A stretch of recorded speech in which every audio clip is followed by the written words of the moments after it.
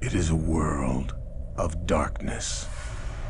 The sin of Cain has spawned the cursed horror that stalks the night in search of living blood. The kindred have long been a secret influence through all ages of human history, plotting against each other in a never-ending jihad. Their immortal progeny are among us to this day, hidden from the eyes of humanity by an elaborate masquerade.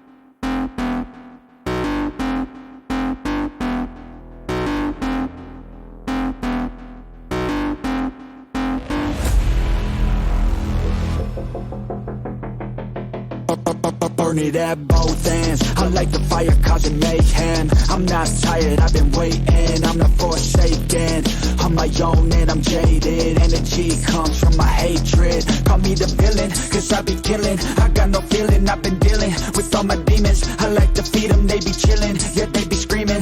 I can hear them in my mind, they just wanna find any fight, any reason. To the dark side, there ain't no place to hide. All your fears are electrified. Welcome to the hard side, where it's all do or die. We're the shadow to the light, I can feel it in my bones. I'm addicted to the thirst, I ain't never letting go, even when it hurts. This is my curse.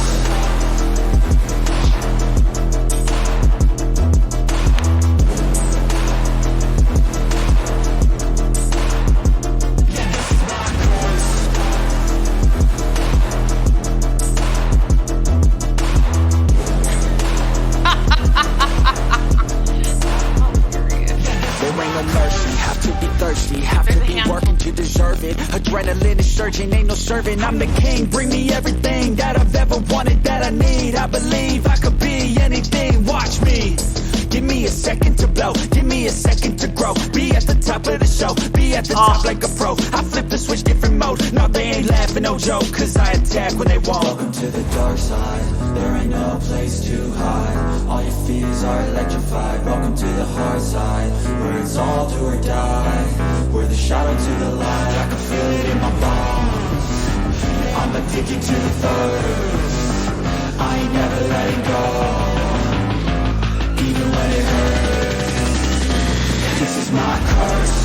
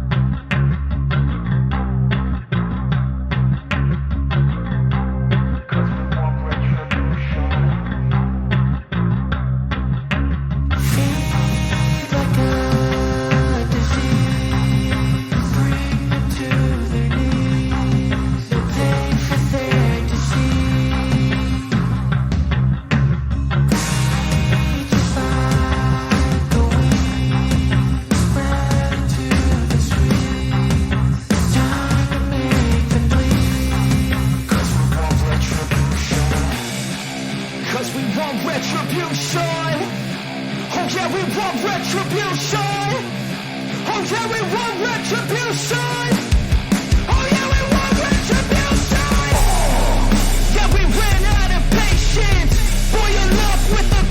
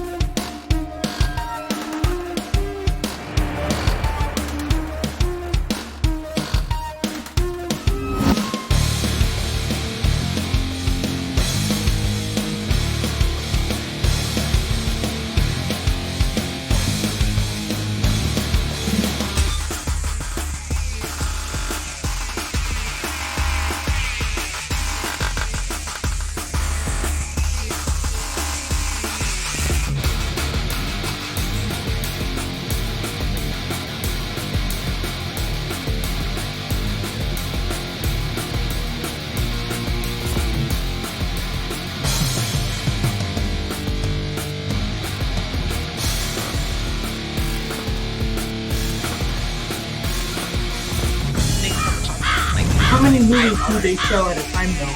An 8. Okay. So it's an 8-screen theater. There's 2 screens that are like really nice that they keep up on with the technology, and then the other 6 are kind of like smaller, and they kind of. Yeah, my grandpa's town in Star Valley, Wyoming. They had a 1-room theater. Yep. Now it's expanded to a 2-room. Ooh. They're living large. That's exciting. I just am shocked. Like we bought the biggest movie concessions pack you could get at this theater, and it was $25, and it was for 3 large popcorns, 3 large drinks, and $8 worth of candy. Oh my gosh. So that's like one candy bar? No. Like when we would go to the normal theater in Salt Lake, it was like $25 just for a popcorn Jerome, I'm and a gonna drink. log out and come back in. I'm having a problem with volume. Okay. I don't know. Anyway, but yes. I don't know. The long and short of it is everybody needs to move to a small town. Okay, so so help me tell the people. Volume is not going to be solved by jumping in and out of the chat. I can actually adjust on this side though, if need be. So they both jumped out before I had a chance to say anything. My big mouth. I'm sorry. You're fine. Okay, guys, volume won't be able to be solved by jumping in and out. I can adjust here on this side. So who is it you're having trouble hearing? I was hearing double. Oh. Everyone sounds faint to me. Okay. So that may be something you have to adjust on your side. Okay, hang on a second.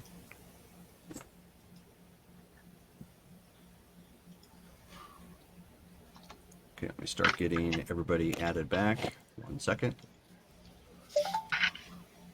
Oink. Oh, that is not who I wanted for that window. Whoopsie. Oh, I should jump in the chat. Let's try that again. There we are. Okay, grab this. And get Shelly added again.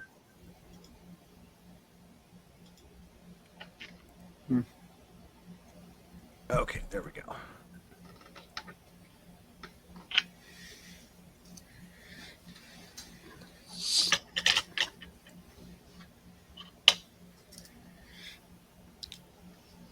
Let's take a last look at this.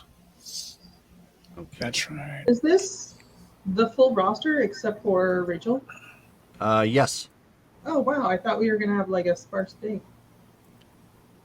Yeah, I thought so too, but we've got people. So, question real quick, because there was a concern about my volume. It looks like I'm coming in pretty loud and clear on this side. Everybody hear me okay? Yeah, I can. Okay. At least as far as the bar on this side is concerned. Because I know my volume for recording is going to be a little bit different than what you guys can hear, so I'm trying to look at both. Okay, so who wants to give us a recap of where we last left off?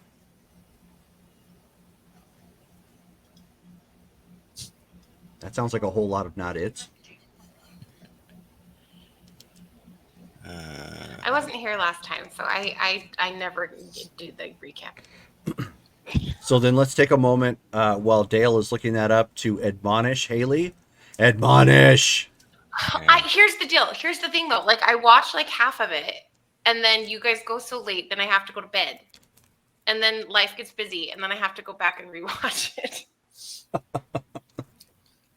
Okay. So the info I have, we gathered, of course, like we usually do, talked about a few things. We learned from the marshal that there's a kindred named Wacy Romanowski, who he's been associated with drug trafficking. Apparently, let's see, the marshal wants to get him. He's good at dodging cops, even undercover cops. He claims he's an anarch.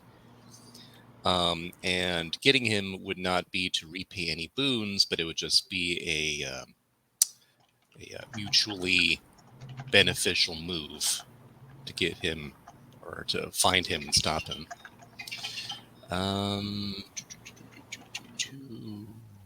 Let's see here. And the only other thing I took sparse notes last time. The hunters who had grabbed Shannon, they're currently being held in a local jail facility, and they're going to be taken by the marshal and or the feds pretty soon. So if we wanted to talk to them or find something out about them, there's that. May have been other things, but I didn't take that many notes last time. Yeah, I didn't have a whole lot here. It could be too. That's what I got. That is good enough. Oh, and we all moved, right? Everybody moved. Yes. Yeah, that's true. That happened too. Good catch. So everybody now is actually at Casa de Persephone, which is a former church converted into a home. So it's kind of spacious, but not necessarily with all the rooms to accommodate with everybody. So, is this her old place or her new place? That is actually her old place. Okay. Basically, what they did is they enlisted Jim and Jesse to move everything from her place to move it into the other, and then they turned around and moved it all back because they're like, yeah, let's get rid of this joint haven. It's not working. That other place has got wards, can't be found, sort of thing. Let's all go hide there. Yep, pretty much. So Trish and Cindy have occupancy of the entire tower to do what they want with it. Okay. So we have a tower? Got the bell tower. Yes. Is there a bell that actually works? No, there's no bell up there. No, and it's all glass where the bell was. Oh, okay. So it's kind of been turned into a widow's walk area. Okay. It's got to be the Wi-Fi. Sorry, guys. Volume is, I'm almost not hearing you. That's weird because we can, I mean, it could be have you checked the jack to your headset? Yeah, that's why I went out and reloaded the whole thing, and it's still, I can talk. Because we can hear you just fine. Back, it's like everything's muted.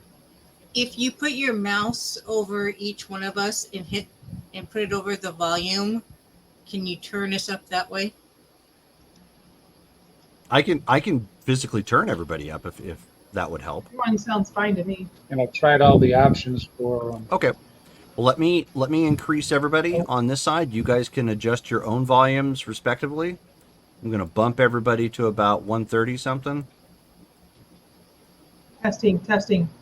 Yeah. Hello. I can still hear. Is that any better, Stephen? It's not responding, so probably not.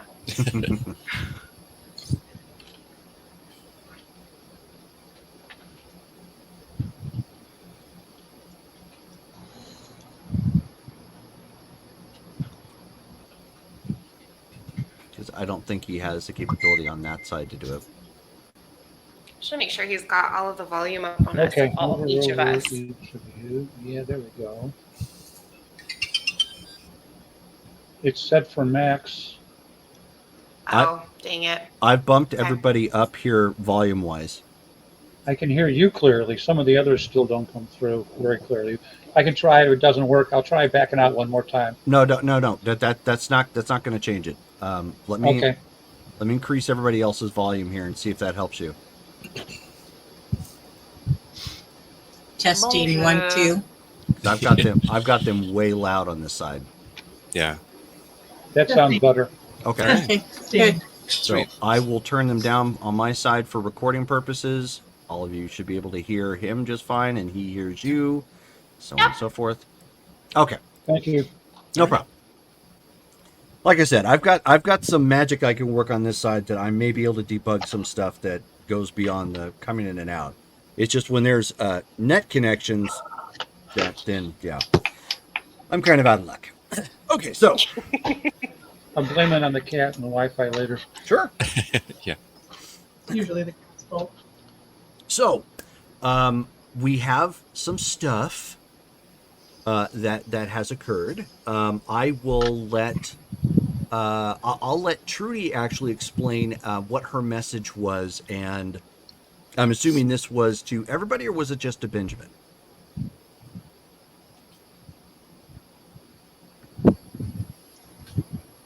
I don't know. Technologically, what would have been easiest? For Trudy, probably just one person. I don't think the whole art of group text or messaging has really sunk into her. She still is getting used to the whole voice to text and sending to one person. Are we still going to have Damascus explain? You could if you'd like. Probably would have been better in that case coming from you, and he can be there for cleanup of questions because he's still obviously there. Okay, because that is the whole. Okay, like we discussed. Okay. Anyway, so Trudy would have texted Ben and said she's in Klamath Falls visiting Damascus and helping him with an issue in his domain, and they could use some extra reinforcements. It's regarding an interloper at the county fair. And then she'll say, if you and the Anarchs are free, we could really use your help on this operation. And then she'll say they're in town only one more night, aka tomorrow. And she'll give like a location and a time. And is that time like sometime tonight, essentially? So basically, you would have got this message like the night before. Okay. So it's not like you have to try and do everything and hustle all there one night. Like you got a lead time, like saying, "Hey, we want, we're trying to get some help for tomorrow. Can you come and assist?" Okay. So and then I was trying to think. Oh, it's about an hour and a half drive. Yes. Okay. So then Ben will put the word out in the group text, essentially saying, Trudy's asking for help to deal with a problem that Damascus has in his domain. Who's available? I send that out.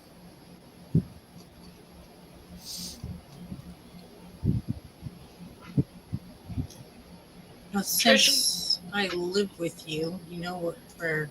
Are we all in the same house essentially, except for Revis? Yes. Yeah. So basically, there was a text that went out to the house. Okay, Trisha's just gonna come down the stairs and like poke her head into wherever Ben and Steph are and be like, "Yeah, so are we going somewhere? Like, I'll go with you guys, but are we leaving?" Before we do anything, do you want me to roll for my morning ritual? Well, for wake up rituals? Whatever ritual that you're wanting to perform, yes, you would need to. Okay, because there's two of them. Okay. Domino of Life and Wooden Doom. Okay. Revis will eventually chime in and go, "We'll be there in a little bit." And then to respond to Trish, be like, "Hey, yeah, so apparently Trudy is with Damascus. I don't know if you've met him yet. Rich vampire, like super rich. He has a company where he makes or trains people to be ghouls, but these are people who like already have powers. Remus, his two ghouls, Liam and Eleanor, they're from Damascus's place. So Oh. apparently, he's got some problems in his domain, Klamath Falls, and Trudy is asking for help. All right, so this is like a we like him kind of situation. Yeah, he hasn't done wrong by us. I mean, he's expensive if you're, wanting his services or whatever. Not that any of us do, but he hasn't done us wrong that I know of. All right, cool. So Well, I'm just kidding for- because I have a tendency to walk into situations and not totally understand what's going on with everybody. So just want to make sure it's on the up and up. Out of game, has Sophie text Trish about Roxy or no? I know there was like a comment made. No. Okay, I just wanted to make sure. Okay, cool. So 4 on one and 3 on the other. Okay. You're good to go. I fixed it, Jerome. What's I'll up? probably put the volume back down a little bit. You fixed it? I had to play with the settings. I finally found one that worked. I'm like, holy crap. Okay. So, uno Now I'm going to have momento. to take a picture of it. Let me get everybody back down a little bit here. I'm sure that was a wake-up call. Which means I get to turn everybody back up. Yes. Except for Haley. Some reason hers is not changeable. What? I don't know what that That's means. because you can't change me, biatch. I am the way I am. Wow. Wow. Huh. Noted. I'm sorry, I'm sassy. You guys know this is what happens when I go a couple of weeks without playing. I missed you. The only thing she was missing was a Z formation with that. Just Yeah. Okay. I didn't want to culturally appropriate anyone, so. it's a little I don't know hard. To, that's possible with this group. yeah, I was gonna say it's a little hard to culturally appropriate in living color, but Truth. Okay. Anyway. so volume settings, I guess, all fixed at this point. It sounds like good to go. So anyways, take it away again in character. I apologize. So, yeah, you willing? Yeah. And- Can I bring Now- Dozer with me? Yeah, so I've been meaning to talk to you about that. So, Dozer, Amazing, I'm gonna right? be. Oh, come on. You know you love him. No, not really. So here's the thing. You've never had like issues with your dog and other vampires, anything like that? You've never seen like how pets, cats, dogs react to some of us? Well, sometimes, but when I got Dozer, I kind of felt like he was different. And he hasn't had a problem with anybody yet. And that leads me to my other question. Why did you get him? Well, I could blame Cindy because she's the one that brought it up. But honestly, I don't know. It was an idea and I went with it. And then I found Dozer and he fit. Like, I know this sounds super weird, but we live in a world of weird. I just connected with him. He was mine. So, I mean, okay. I'm just thinking. You were. I'm not going to go into graphic detail or anything here, but I guess if you want him to be, if you want him to be safe, you might want to leave him home a lot of the time. Taking him with, it's not like he's a Ghoul's super dog or anything like that. I mean, no, he's not a Brodovich's dog. You're right. yeah, exactly. Like one solid punch by like half of us, and you've lost your friend. Is my point. So, And if the kindred is low enough in humanity, Dozer will run anyways. You notice I am not his favorite person. No, it's true. He kind of sticks to me, and that's well, and Cindy. He really likes Cindy. So I agree with Ben. I think it's a good idea that you leave him with Cindy. Cindy could use the protection anyways. That's true. I spent a pretty penny on getting him trained. All right, fine. And you could do a lot more damage than your dog could anyways. I know, but look at his face. And he's like, I'm assuming he's like behind me because like he's trained to like be with me all the time. Yeah, but and he knows Okay. his name, so anytime that you're like you mentioned Dozer, because of where He'll he's come sitting. over. Well, no, he doesn't come over. He's obedient, so he stays where he's at. But anytime he hears his name, you hear that tail like immediately starts smacking the chair or item or whatever it is. It's like he's got that thick combat tail. So he's like whack whack whack whack. Whip. Nope, it's not doxed, which is good. What kind of dog is he again? He's a Great Dane. And he doesn't have a doxed tail, so it's Tail is its own weapon. that thing's yep, wet. it is a whip. Yep.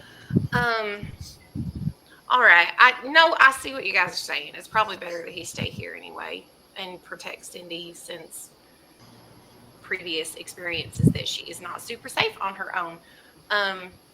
Okay. Well, I'm in to go to Damascus and not to Damascus. The person. I'm good. I'm just going to take Dozer back upstairs. Okay. And she'll turn around and walk back up. Okay, so as you turn around to walk back up, Dozer bolts off away from you, and then like jerks to an immediate halt in front of another chair. Because there's like the living room right now with everybody's stuff.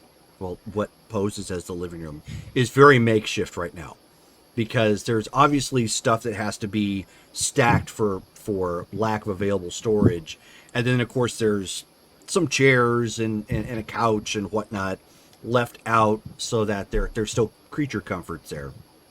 And he comes racing up to a stop, and when he stops, he actually hits like a little bit of a rug, so he slides but still sitting, in position. It comes to a stop, and you end up seeing at the top of the chair, Cuddles come up, and then he does like one of these numbers and paws at him, and then he lays down. And you see Cuddles reach into like his little he has a harness with a little pack on it, and he does like one of these numbers, and a treat falls out, and it falls down to Dozer, and Dozer's like and scarfs up the treat. Cuddles, you cannot give him too many treats. So He will get fat. Cuddle- It's not good for him. you don't have animalisms yet, do you? No, but I did need to talk to you about Right, that. okay, because that's I what I wanted thought. to use some stuff for that, but no. So and we need Haley, did you get this month's XP? Because I think that got posted in the chat, right? Right. Okay. Just making sure. Okay, so Cuddles, sees that you're talking to him real quick, and then reaches in and gets his phone, and then starts pawing, to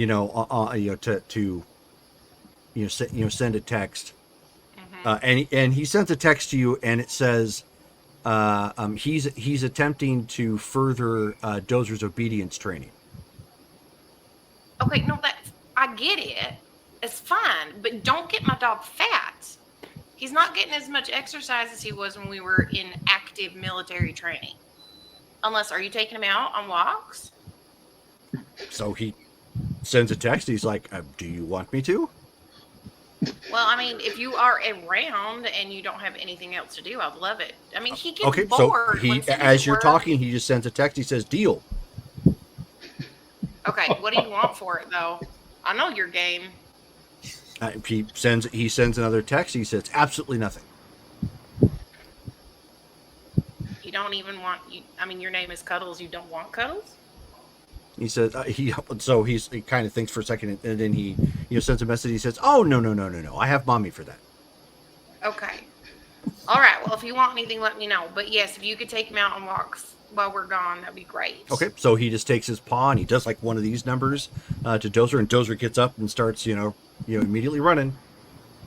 Right, it's like, but don't be gone too long because Cindy's here and she just can't be alone. Okay. Oh, we're gonna go down. She runs back upstairs. Okay.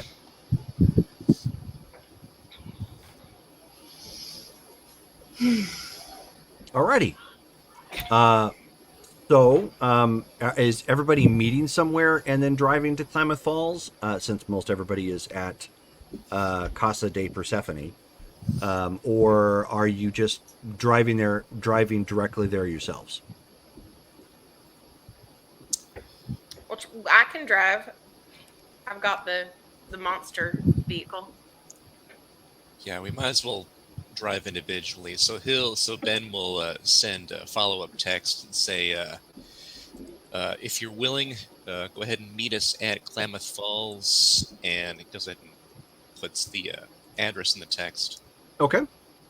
And what address did you provide them, Trudy? I'll give them the address of the hotel across the street. Okay, that's kind of what I thought. That's fine. Okay, so that was a Days Inn, I think, was it not? I have no idea.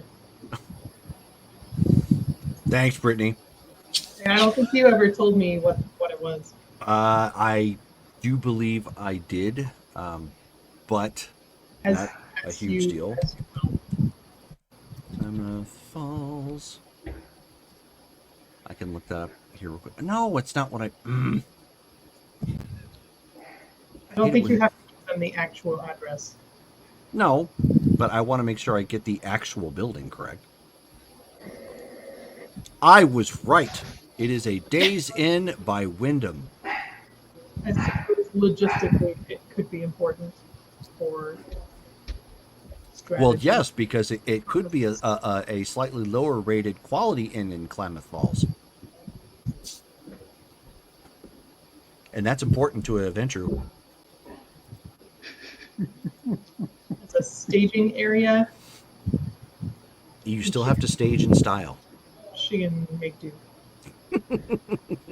All right.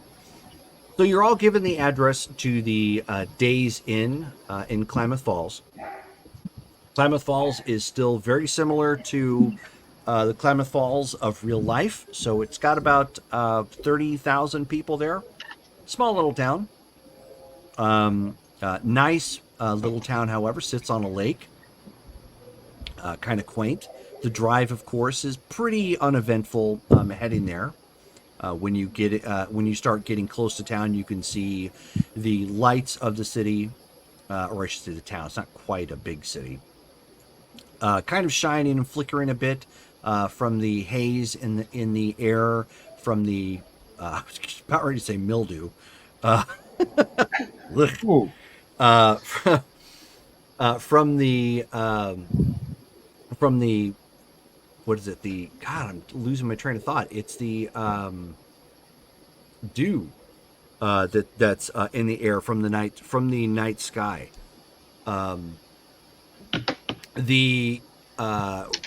Where you guys come pulling up to the Days Inn is, as she said, right across the street from the fairgrounds.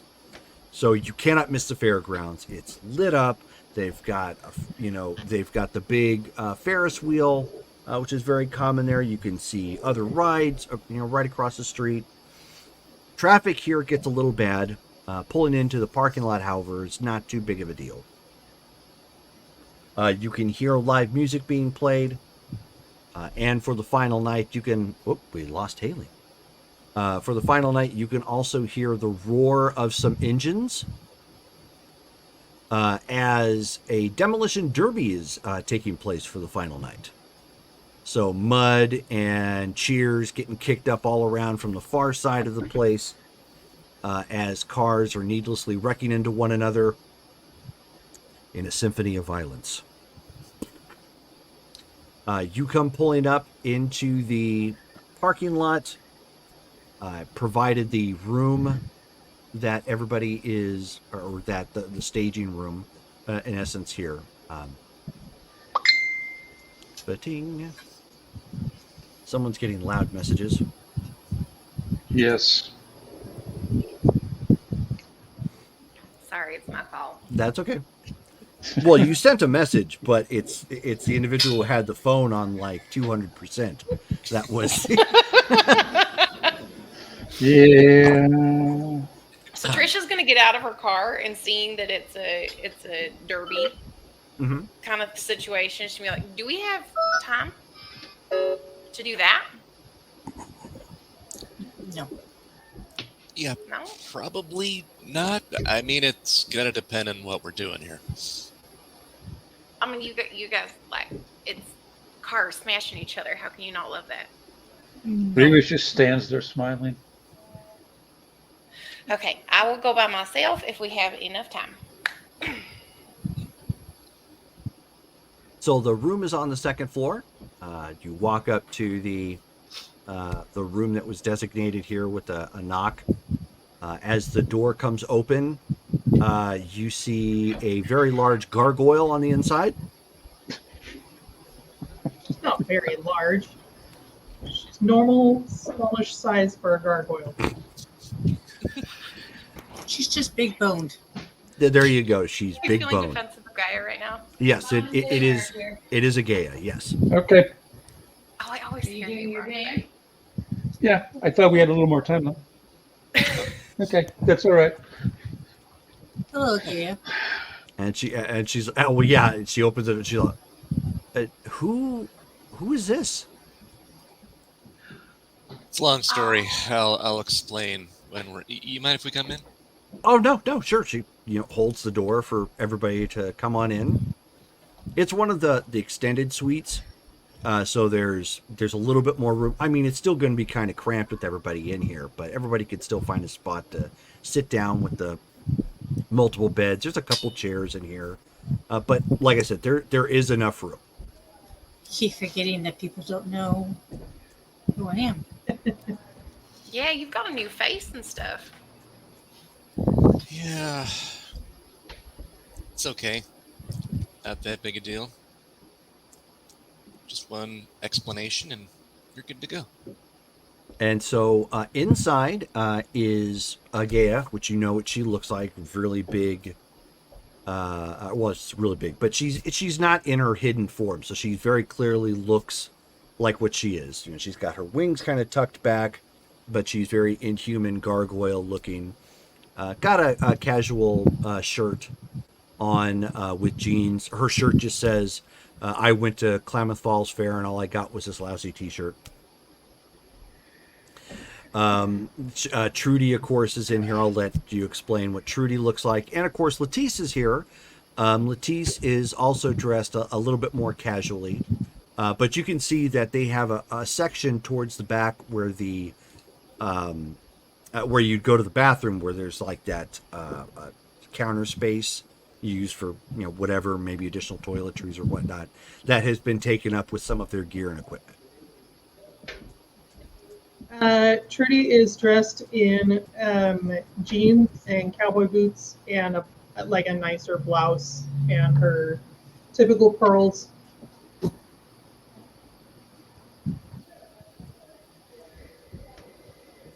Okay, so I guess it's me. So Trudy will greet everybody as they come in, and she'll kind of usher them into the seating area. And then when everybody's settled, she'll start to explain.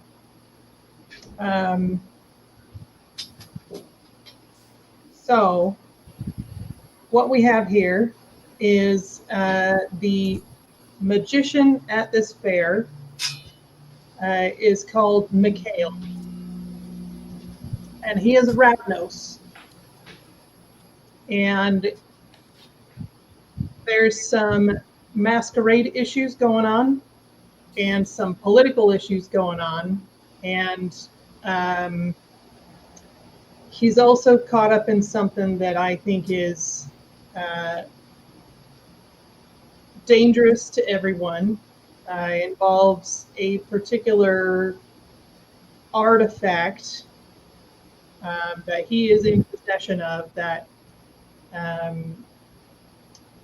he needs to not be in possession of. I'm afraid I don't know a whole lot about the Ravenos. Yeah, they're really rare, aren't they? They are not common. Um, they are masters of sort of illusion, and they tend to pop up in. I don't want to stereotype, but they tend to pop up in less than legal situations. So Agea right now is like kind of jumping, like not big, but like kind of jumping, antsy sort of thing with her hand up in the air, like ooh ooh ooh ooh, like she's got an answer. Yes, Dumpling, go ahead. She says, "Dirty gypsies." Grievous just kind of raises an eyebrow and goes, Sweetie, they don't like to be called that no more. Oh. Oh, okay. Well, they probably shouldn't join the Sabbat then, because that. Yeah. Okay. Anyway, sorry. Carry on. And So this one's part of the Sabbat. And so she kind of slinks back a little bit, realizing her answer probably didn't go over very well. Are we ever going to have a night where we're not dealing with the Sabbat? Yeah, do we know this is a Sabbat situation? No. This is not a Sabbat situation. This is a dangerous individual with a dangerous artifact is in this territory doing dangerous things. What has he got? It is a mask. Another mask. Not a mask. What, like And a mask? based on what limited knowledge I have of this mask, Mr. Baxter, I think it best if you steer clear, particularly. No offense meant. Wait, why? If Dan, do this you is- have history with other masks? Kinda, yeah. If this is a similar type of mask, is it like possessed by something? Can it do stuff on its own? I am not entirely sure. Because if it is, then yeah, that's what we dealt with. I don't know, a few months back. There was on Friday the 13th. Actually, there was a crazy wacko acting like he was Jason or Mike Myers or one of those. This is the Friday the 13th shtick, but the mask had a weird entity thing in it, and it would control anyone who was wearing it. And if you tried to pull it off, it would then try to get put onto the one who's pulling it off.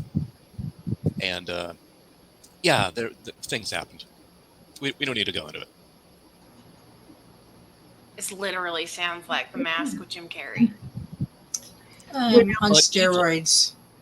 And on steroids, yeah. I'm not entirely sure what the properties of this particular mask are.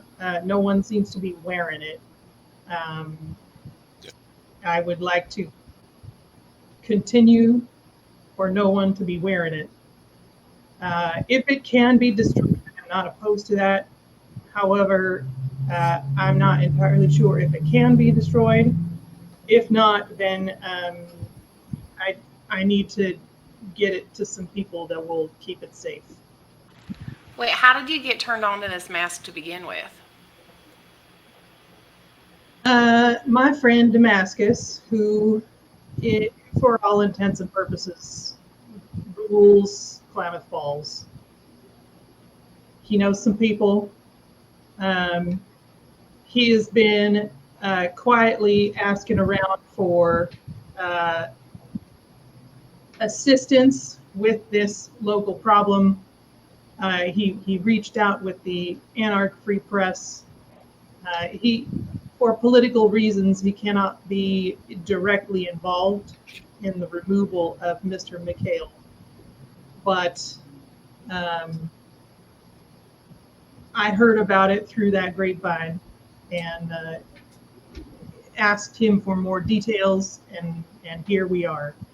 So last night we made an initial investigation of the fair. We attended the magic show, made some observations.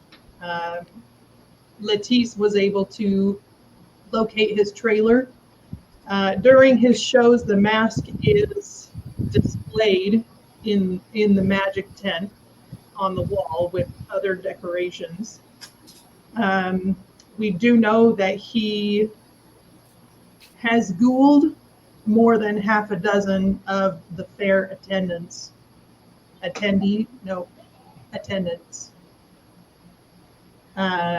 The folks that work there, and they're kind of everywhere. So, seeing as he has not only bloodbound servants, um, and a good few of them, he's also apparently got the rest of the staff under his thumb by way of monetary loyalty. So I think we ought to take a look around, see what we can find out. I don't have a specific plan, except that I think it's important to isolate him from his servants, and we obviously need to keep things quiet due to masquerade. We don't want to hurt any of the townspeople just attending the fair. So if we can make this a sort of a surgical strike, that would be preferable. This mask, did he steal it or what? I'm not sure how he came into possession of it. Yeah, like tentatively raises her hand at this point. Yes, Dumpling. She says, "The Camarilla is still bad, right?"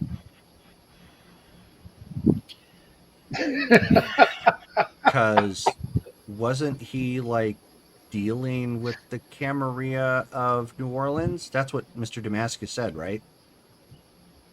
Refresh my memory on what he said about that. Oh, so she's like, okay. So Mr. Damascus explained to us that he has some like under the table dealings with like the Prince of New Orleans or something like that. Maybe that's how this whole thing kind of came to be. Lily's gonna look over at Ben, just kind of watch his reaction to the mention of New Orleans. And Ben looks back and he gives a little grin, then looks back. That's all you had to tell me for me to be all in on this. I mean, we get to mess with the Prince of New Orleans dealings? Okay. Oh, so at that point, Agaya's like, oh, like she recovered from her previous faux pas. She's like, oh, so that was good? Oh, yeah. Oh, all right, cool. All right. So other any than questions? other than the active ghouling, do we know like what he's been doing with the mask? Because it seems like there's a lot of focus on the mask, but we don't know anything about the mask other than it's magical. I mean, the Pretty well, ghouling itself yeah, is yeah. enough reason to pull him out, but So Seth steps forward, her main man bodyguard type guy, dressed in business casual, and he says, I think I can answer that if I understand the details. This Mikhail seems to be a go-to for certain Camarilla individuals to get things that they might not normally want other people to know. And so removing him from the board, quote unquote, is probably a good thing. If I'm understanding everything correctly. He seems to have some in-between shady dealings because he's not Camarilla. But they will go to him to obtain, I guess, items that they, or less popular items or things that might be normally frowned upon. Lily might have heard his name from her sire, since her sire was pretty shady. Probably not. No. I don't think that would be information that he would have, if he was dealing with this person, he would have readily stated. Ravnos tend to have a shady, a shade. They tend to, anyways, tend to have a kind of shady opinion, or people tend to have a shady opinion of them because they are one of the I mean, they're rare, but they are one of the more true independent clans. Like, they don't, most of them don't really claim any sort of sect for any reason. At least the ones that are left, anyways.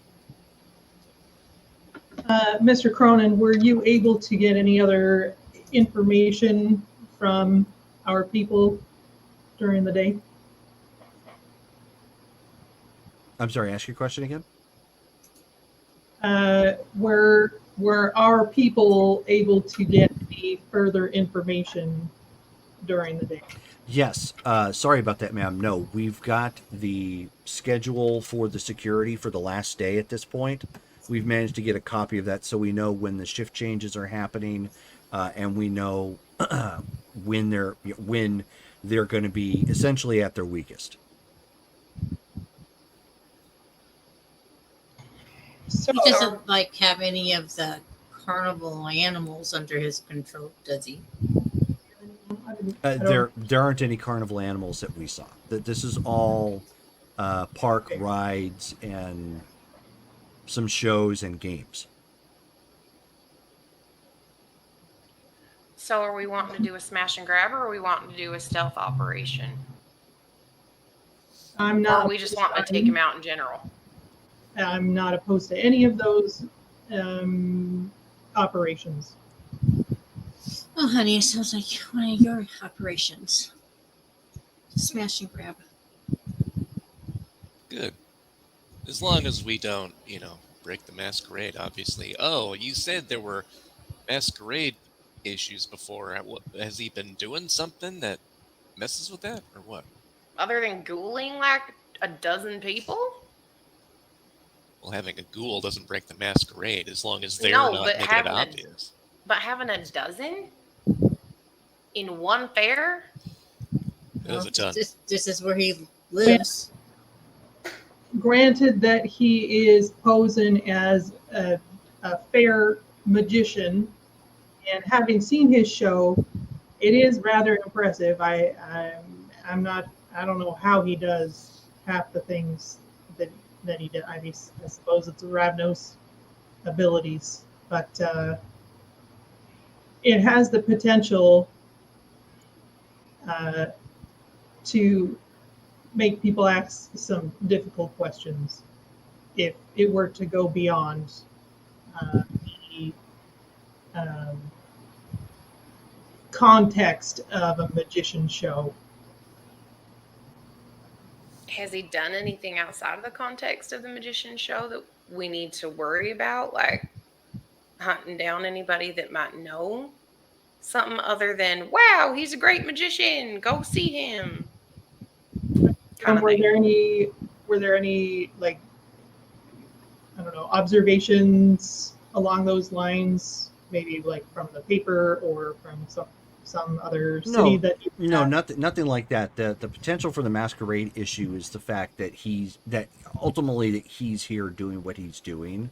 If you remember, I'm already assuming you would have explained this to them because I think you may have accidentally forgot, but he has come uninvited into this domain and never presented himself in any form or fashion. He's just kind of slipping himself through and doing his act and doing his routine, hence the masquerade issue.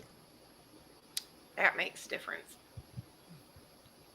So to translate that into more personal means, it would be no different than somebody doing this in Ashland and just kind of, oh, hey, look, we've got this.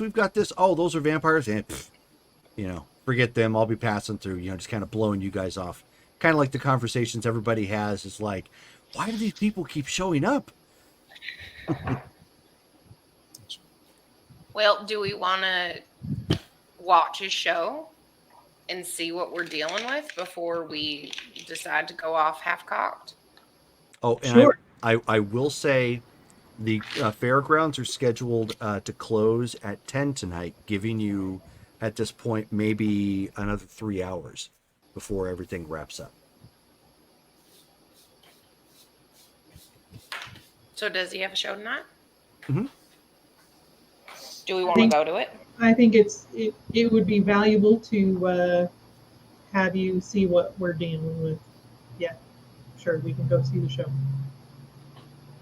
I'm game. If anyone bumps into you, check your pockets. Trisha's gonna like reach up and touch like her chest. Sorry, I'm next to a main street. Me too. And just like double check because she's got like her wallet and stuff in her little brocket. And she's like, I think we're fine. I mean, if somebody bumps into it, pickpocketing. Never mind. I get it, Ben. Okay. All right, let's go. So Trudy will pass out tickets to everybody. Okay. And as you were passing out tickets, a Gaia turns up and she's like, "Oh, so you mean this?" And pulls out, and it's Trish's, little pocketbook sort of thing. How did you get that? And she says, "See, this is why I called them dirty." I didn't even hug you though. Like what? She says, "I know," and she shows that she's got claws on her hand and whatnot, which could potentially add to her nimbleness. Okay, that's fantastic. Get back. So she starts looking through it. Oh my! For the love of all that is holy, give back. What? I'm looking. She's like, "Is this a picture of Jesse?" No. She's like, "I'm kidding." She hands it back. Takes it back. She totally just tucks it down a little bit farther. She's like, don't be reaching places that men are not supposed to be at, nor women. Thank you. Well, I'm not really either, technically, so there. I'm a gargoyle. Yeah, that's a good point. Moving on. Let's go. Trish just turned around and starts heading out the door. Hold on one second. Someone's knocking on my door. Go ahead and continue playing.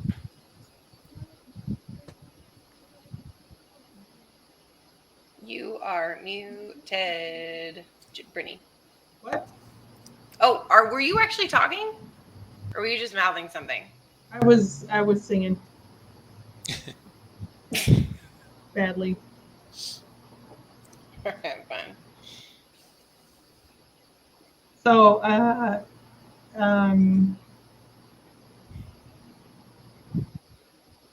Twiddling thumbs. okay. We didn't explain Seth, did we? Sorry about that. That was a book that I kickstarted Not really. that was due to come in on Tuesday. Oh, that's exciting. You actually got a Kickstarter thing? Yeah. What happens Wow. sometimes? I have done one Kickstarter and I never got the stuff that I was supposed to get. Yeah. Oh, I guess that's not true. I did two. One I didn't really care about and one I cared about, and I didn't get the one I cared about.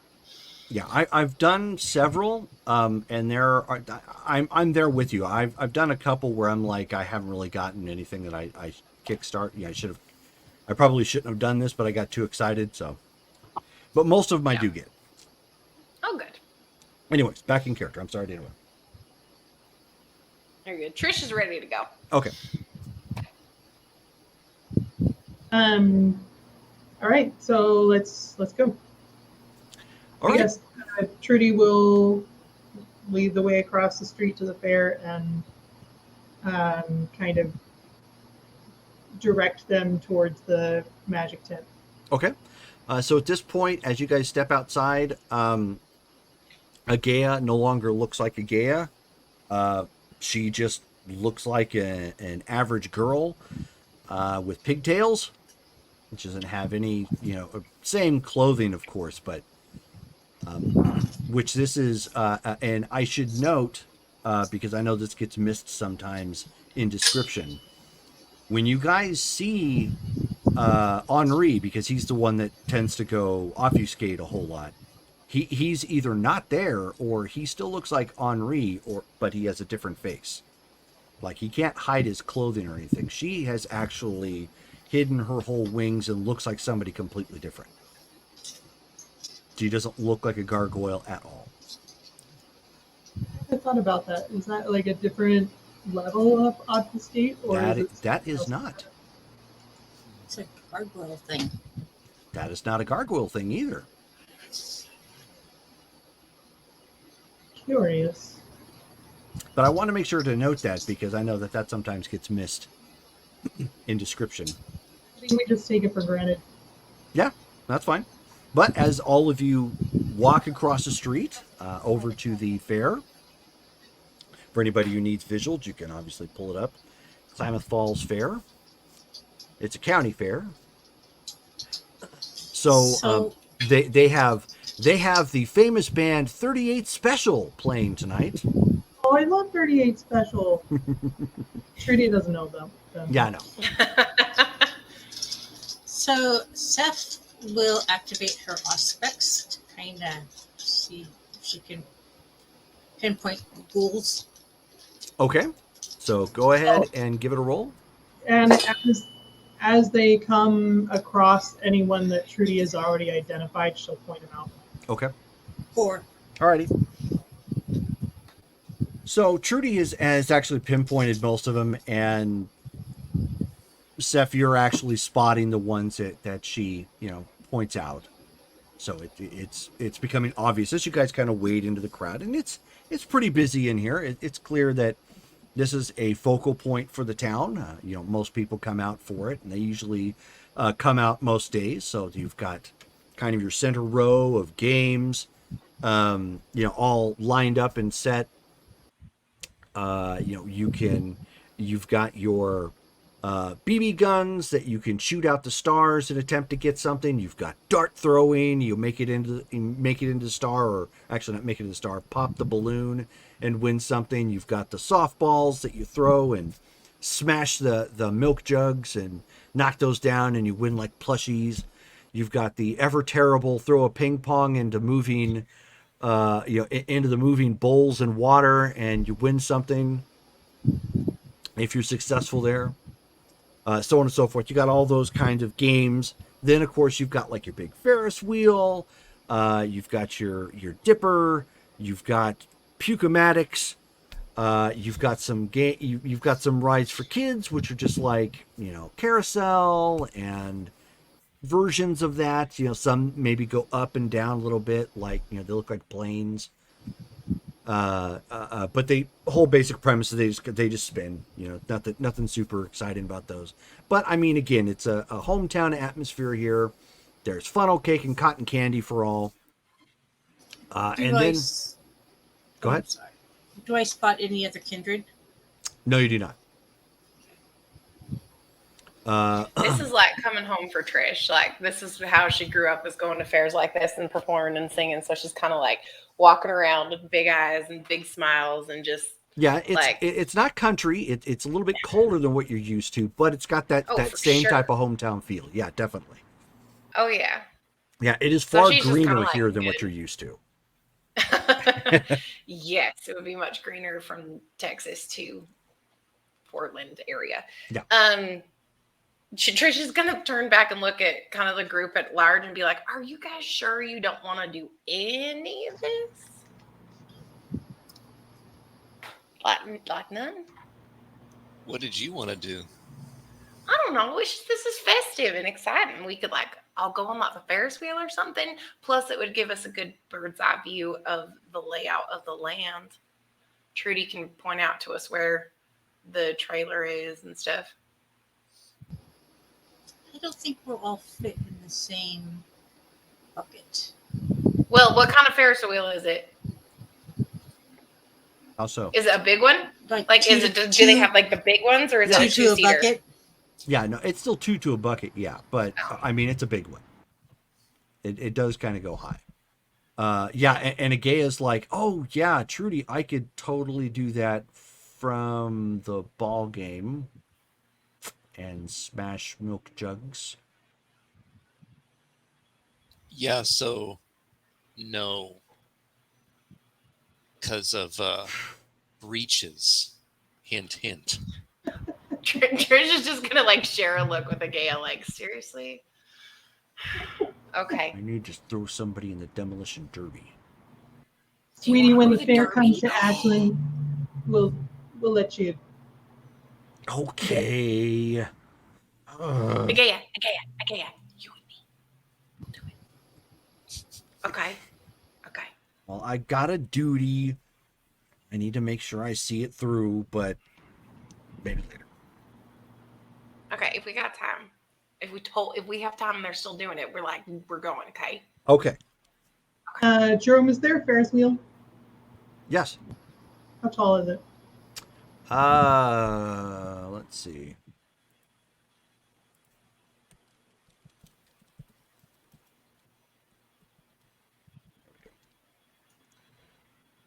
Let's say it is.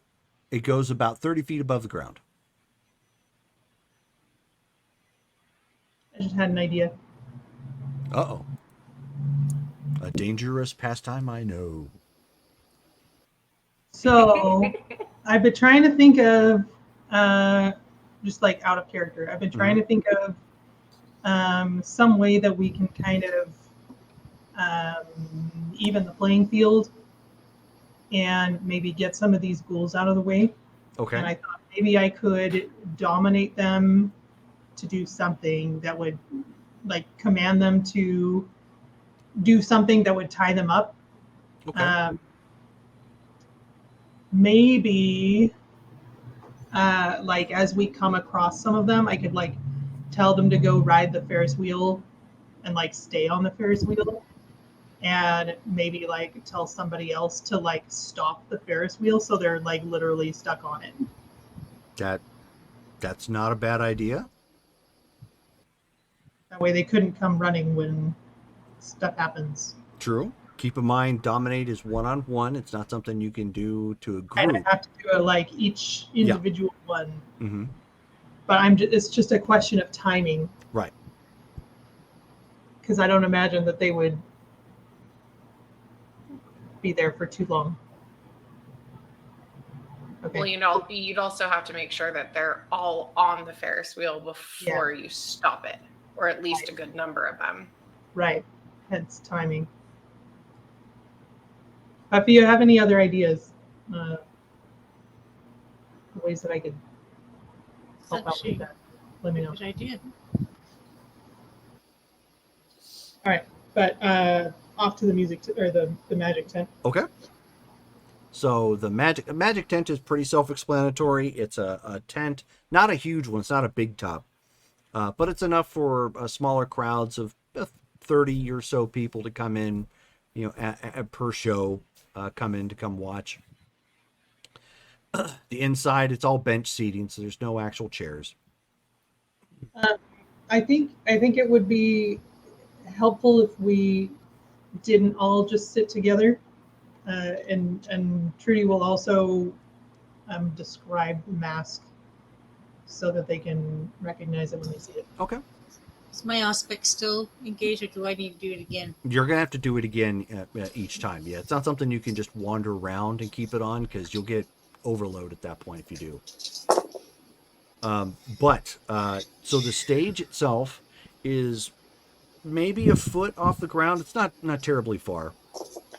It has a table set up where it looks like they may bring in items for bigger show. It has some set decor around. It's got like some fake swords off the side.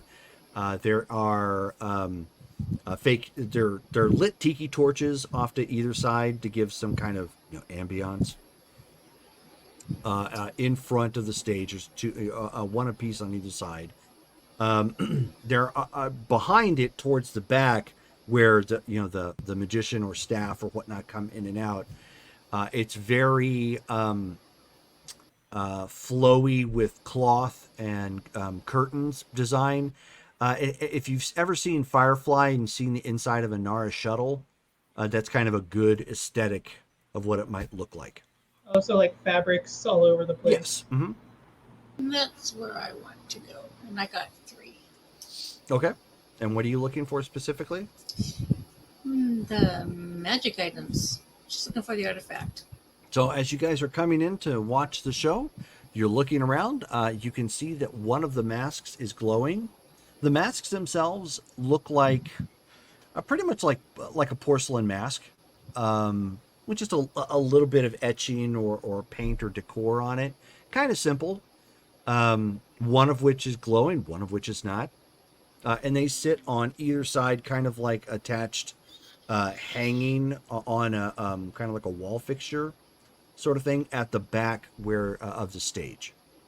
Where all the flowy fabrics are. Uh-huh. And there's other people in the tent now. There are, yes. The obviously they're taking their seats along the benches. So we're sitting in different spaces, right? I mean, ones and twos should be all right. Okay. Well, she'll take Ben's hand and follow them, but she's going to tell him. She's going to use whispers, and she's going to tell him which mask it is. And Ben will respond through that whisper channel, like, got it. And then Ben will pull out his phone and he'll send individual texts to, since Revis is technically there somewhere, Revis, Trish, and Trudy, which mask it is. Okay. Trish is gonna head up to the front as far as she can get. If there is a front row seat available, she would like that. Okay. She wants to get as up as close and personal as possible, but she's not like pulling anybody else along with her. Sure. There's a total of 4 benches that you can sit at. So I know where Revis is. You'd be sitting at the front bench. That's true. Revis is following behind Trish. Yes. Trudy will also, as they file in, Trudy will also point out in which people in the crowd she has already noted are ghouls. Okay. So if it's like before, then there were like 2 on either side. Mm-hmm. It is, And yes. What, like two others that were outside the tent? Correct. Everybody involved in the magic show itself would come up as a ghoul. Okay, so the assistant also. Correct. Okay. And so Trudy will take the seat. Sure. So the show goes on. He does like a series of sleight of hand, anything from like pick a card, sort of routine. Some of them pretty routine. Other ones are like other typical ones that you might find at a show where he does, like, the assistant sits in a box, he sticks swords in there, pulls the box, spins the box, opens it up, she's not in there, comes walking from backstage out to the front of the stage, sort of thing, like, ooh, ah. There's an instance where he has like a smoke trick comes up, and with the flash and the smoke, he actually disappears, and he comes walking in from the exit way where the crowd comes in and walks through the crowd and back up to the stage, sort of thing. So it's very competently done. They're even with auspex up, you can tell that he's a master of his craft. Yeah, I was just gonna say she's gonna be watching him to see if she picks up on any maybe discipline, or she's gonna watch that mask to see if it changes any. Sure. Why don't you go ahead and roll again for your aura perception?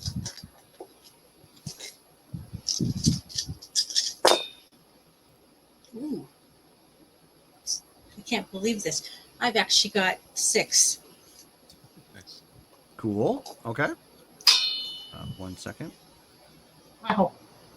Yeah, I got 1 10, 2 9s, and 2 8s. Rad. Nice.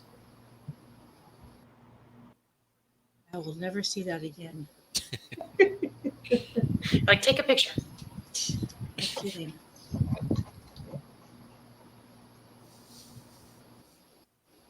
Okay. Oops, that is not what I want. Oh, come on.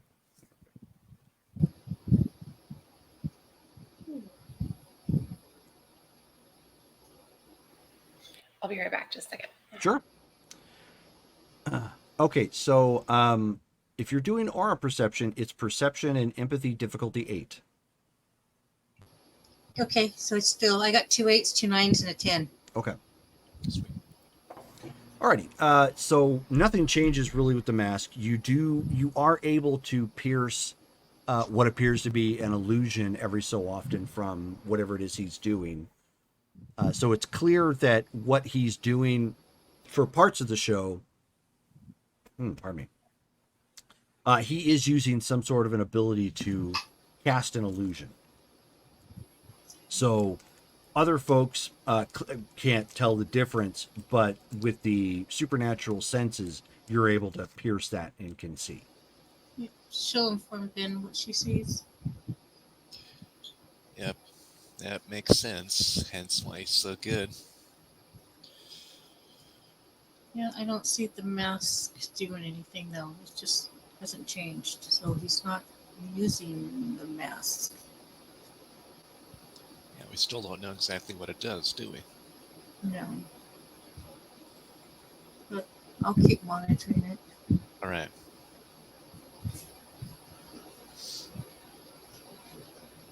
And at that point, the show ends. At no point did he like use that mask or any of those other props that are like a ball or anything. No, like they're all set dressing. Okay. I mean, with the exception of the swords, he stuck those in the box. But yeah, everything else is set dressing. Do we want to kind of hang out and act like awestruck patronage? I guess I want to get closer to that mask. Well, one of us could, and he's saying this like under his breath. He's like, well, one of us could distract while the other tries to grab. I probably shouldn't be the one to grab the mask. No, but you can do the distract really good. Are there people like, I mean, has the magician gone, or are there people like talk? Is he interacting with the audience? Are they like No, the audience at this point is filtering out. They're so he's not hanging around to interact with anyone. correct. Mm-hmm. Okay, is he still in here? He is, yes. Are his ghouls all still in here? Uh-huh. Okay. That's the name. What does he look like? The individual, he, Mikhail himself, the magician, he looks like, visually, looks a lot like Antonio Banderas from Interview with a Vampire.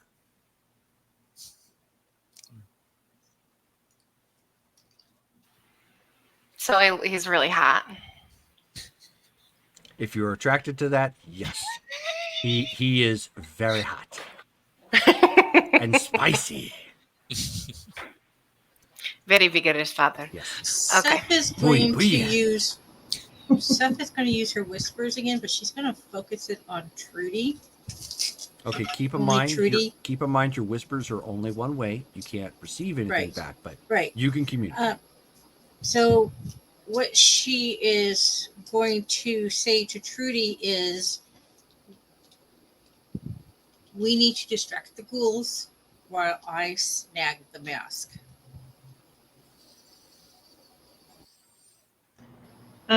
Trudy will. She'll glance over in Trudy's direction. So Trudy, you hear a whisper from somebody that's nowhere near you. Does it sound like a voice? Yes. Like a recognizable voice? Yeah. Okay. So she'll look around until she sees Seth, and then she'll stand up and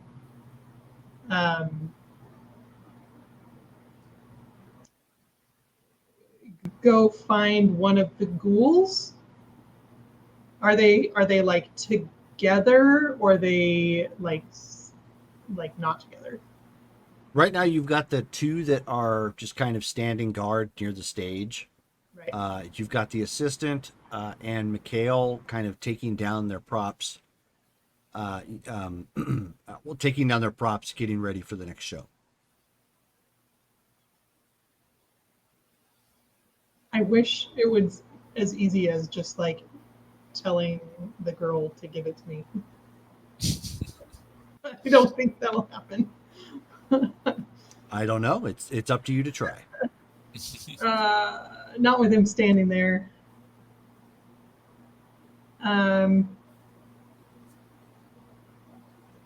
When they're taking down props, are they also taking down like the mask and all that stuff, or are they leaving that stuff up? No, right now that's being left up because they still have one more show for the night. Got it. Okay.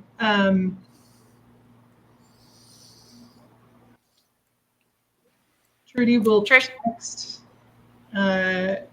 Seth and say, "What's the plan?" Oh, and by the way, Latisse and Agea are here as well, but they actually did not go into the show. They stayed outside. okay. Trish is going to walk over to Trudy and just kind of side along next to her. There's a significant height difference between the two of them, right? Because Trish is 5 foot nothing. Yeah, Trudy is 5'2". Oh, okay. So they're close. Or wait, does she have like super heels on though? 5'2". She's wearing cowboy boots. Oh, okay. So she's like maybe 5'4". a whole inch. Yeah. And are you blonde? I can't remember. Yeah, blonde, long, very curly. We probably could pass as sisters. I'm guessing. Fun. So Trish is gonna just lean over and say, Trudy, how about we do something to get everybody to get out of the tent? Do you have a lighter? A lighter? I don't smoke. That doesn't mean you don't have a lighter. I do not have a lighter, but she points to the tiki torch. Do you agree? I'm not opposed to it. Okay. Where's Ben and Seth from where we are? Towards the stage. Well, no. Well, okay. That's. I'm just wondering if we're far apart from each other or closer. No, it's hard to be far apart from one another in here because it's not a huge tent. That's true. Yeah, she's trying to get as close as she can to the stage until she's stopped. Trudy will lean close to Trish and say, "You know that'll make most of us run too, right?" Where's Ben? You'd see Ben like a little bit behind Seth as she's kind of like approaching the stage. He's close by. Yeah, the two ghouls that are standing there, they're not and they're just dressed, in plain clothes that looks sort of close to the flowy nature of the tent and whatnot. So like they're a part of the show, but it's not like an official costume or anything. But they wouldn't let you go any further. They once you get to the actual stage, that's where they would stop you. I was hoping to get his autograph. Is that possible? I am sorry, ma'am. He does not sign autographs. Oh. Fire sounding better. So then Ben walks up and goes, yeah, thing is, I mean, this is a great show. That whole him appearing behind and walking up thing, I still can't figure that one out. Fantastic. Can we talk to him? I know there's like another show in a bit, but is there any time? Like, have a chat or anything. I know it's out of the ordinary, but this is just so great. We're really big fans. Why don't you go ahead and roll your charisma and subterfuge? Does Ben's enchanting voice make that easier? Yeah. Sweet. So puts you at a difficulty. Actually, puts you at a difficulty 6. Nice. So I'm difficulty 7, I take it? Your difficulty 8. No, 8. 1, 2, 6 successes. Wow. 3. Okay. So I mean, they both stand there and he says, "Look, I'm sympathetic. I realize that some of the things that he does are really amazing and cool, but he still has other things he needs to do. If you come by the final show when we're wrapping up, maybe you can talk to him then." What time would that be? The next show is in 45 minutes. Well, honey, do you want to stay and watch the show again? Yeah, we'll come back for the next show, I think. Appreciate it. Yeah. Thanks, folks. So they just nod and kind of stay where they're at. Do you think, would you be opposed to posing with? We really want to get a picture of this background. It's fabulous. It said you're welcome to take pictures here so long as it's not during the show. She's going to hand Ben her phone. She's going to go stand next to the ghoul. Goes ahead and stamps pictures to make sure to get the background, including the mask in the frame and all that stuff. Okay. Takes a couple of snapshots. Sure. All right, got it, babe. And what do you want to do now? Are you guys walking out of the tent? Yeah. We're walking away from the stage. Yeah, so we're walking away, and Ben's gonna look over at Trish and Judy and like do one of these numbers as we're walking by out of the tent, and then he whispers to Steph, "Yeah, let's figure this out outside the tent." Agreed. So Trudy will loop Trish's arm and head out. Trish is slightly reluctant to leave because she really wants to knock the TG torch over, but she will fall. She will fall in line. Maybe at the next show, sweetie. We have got to figure out a distraction. A fire. Okay, so Well- guys, this is my idea. So we knock over a TG torch at the front, not near the stage, but like where the people come in. If we do it on that side, then somebody is on the back side waiting, and it's not like this place at Fort Knox, right? We just reach in, grab the mask while everybody's distracted with the fire in the front, and then we leave. That there Well, aren't tiki torches at the entrance. They're on the inside by the stage.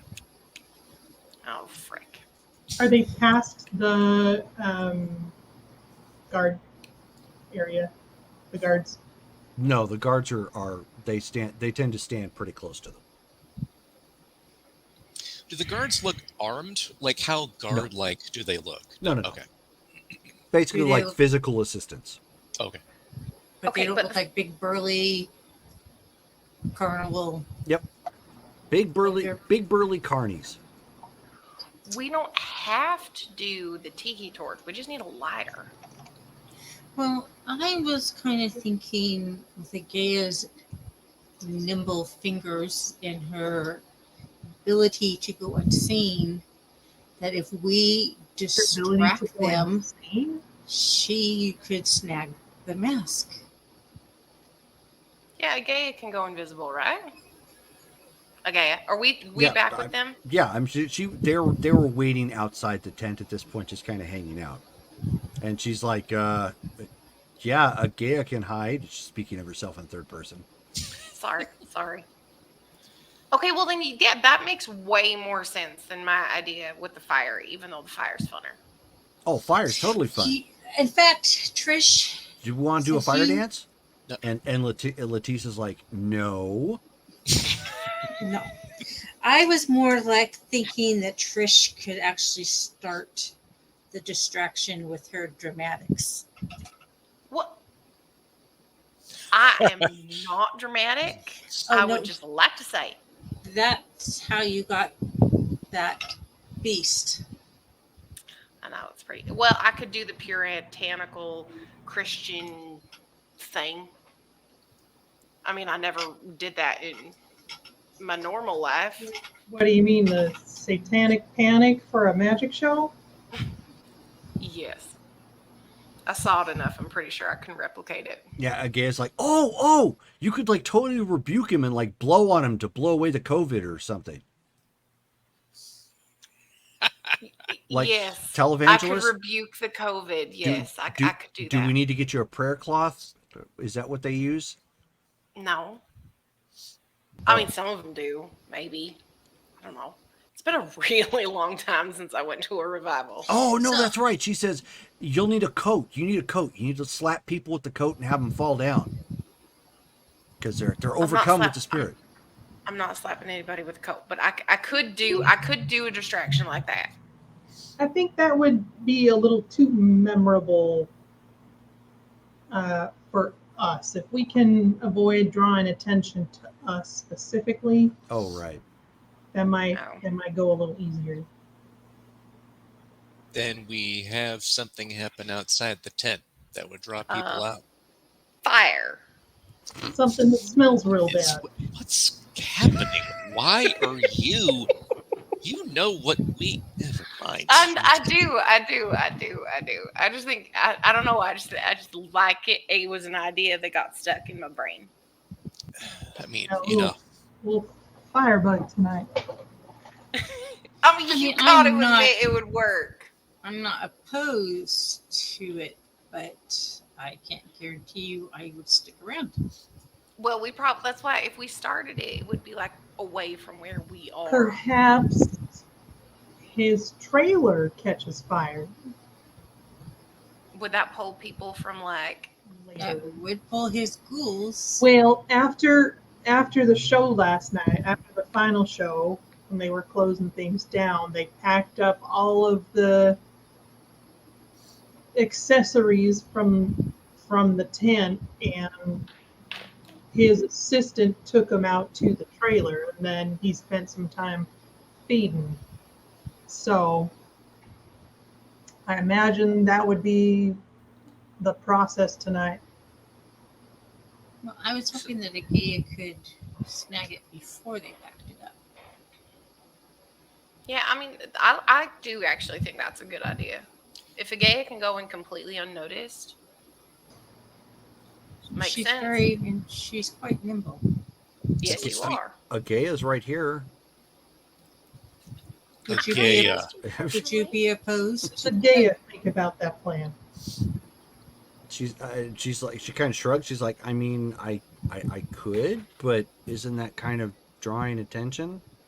How would it be drawing attention? Drawing attention by being invisible? If it went missing during the show. Yeah, exactly. Not during the show, like right now. Between shows. Oh, you want me to clep it right now? Well, yeah. Why would we wait? Oh. Well, I was thinking like after his final show. That's why I said we need a distraction. But if all of his ghouls are connected to, like, are here, centrally located right after the show to do strike, then it makes way more sense to have them out in between shows doing the in between show thing. As someone from show business, you want to do it when there's less people around, and striking it takes forever. And you need a lot of people. So probably all of his ghouls and hired help will be here. But if I get them. But if I get the mask, what are we doing about him? I thought he was a problem. You get the mask, you go. We handle him. You could get the mask and bring it back to Damascus's man at the hotel. Oh. But I don't get to murder anybody? And then If you hurry back. then you could come back for the murdering. Oh, I've got celerity. I'll hurry back. Yeah, I think you are the perfect one for this mission. Are we planning on fully taking him out? I thought we were just like grabbing him and like. Ben, do you still have your pokey sticks? Of course I do. Yeah. Remus, not Remus. Revis is here, right? Yeah. Trish is immediately going to turn to Revis and be like, "No, withdrawing the pokey sticks."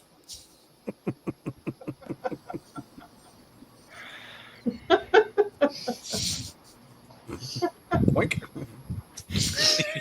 Let's see what this does. He has done it way too many times at this point. Contrite. It's a bad habit. Well, so who's going to set the trailer on fire? If we had Dozer here, I could like send him to go do something, but he's not. So Right. Yeah. That's totally something your dog could do. Uh-huh. Cuddles Okay. has been training him. You never know he could do it. That'd be more Cuddles. I have no doubt that Cuddles could set a trailer on fire. So, we've got to deal with getting the item, dealing with him, and probably dealing with the ghouls. And we're doing this not in front of everyone, right?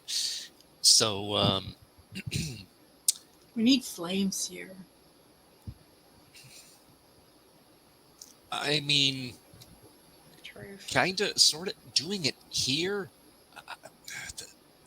Can You we know- take the mask and then pull him away by saying we'll like trade or something, but it has to be on our terms? I don't think he So would. then we pull everybody away? I'm not Doubtful. too sure what all he can do. That's He true. was using his disciplines during the show. I caught it a couple of times. Makes sense. That's And- literally what they do, right? I do. He didn't disappear through the trap door. Right. No, got If he that. can disappear and reappear like right behind us, we're in trouble. I do like the stake idea. There are a couple of things I would like to ask him if given the opportunity. We need to figure out how to neutralize him, and we need to get the ghouls away, whether it's through persuasion, domination. So here's an idea. There are no people in that tent right now other than a few ghouls and him and the thing we need. Mhm. Just go in and do this now. Deal with whatever happens. It's just a handful of them and us. I thought we were trying to prevent a masquerade breach, though. It's And in a at least- tent away from everyone else's eyes and stuff. So if everyone stays in the tent, we're all But a good. tent is not soundproof. Yeah, but listen to everything that's going on. There is the Hearing everything demolition else derby going on. That's true.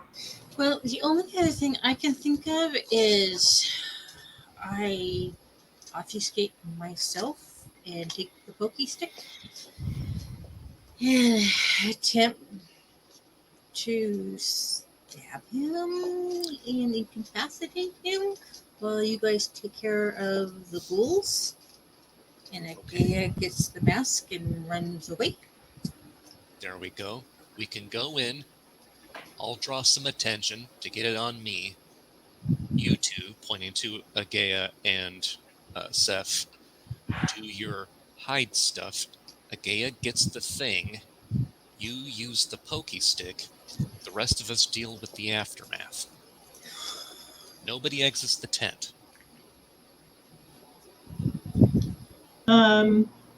Jerome, there are ghouls standing outside the magic tent. There is security, yes. They are ghouls. No, they are not. They're not ghouls. No. Oh, good. Send them to the Ferris wheel. Yeah. Or I could maybe like tell them to go. Well, would the workers all have cars like individually? That is a great question that you really don't have the logistics to answer, unfortunately. When If they're we security, you know they're local. If they're a part of his retainers, they're probably with him. So maybe they have another car. Who knows? Okay. Okay. So if they're local, I could just tell them to go home. Yeah, that is true. That's a really good idea. I was Takes thinking care of maybe I could just like tell him to like go drive to Portland or something, and they like in the car away for an extended period of time.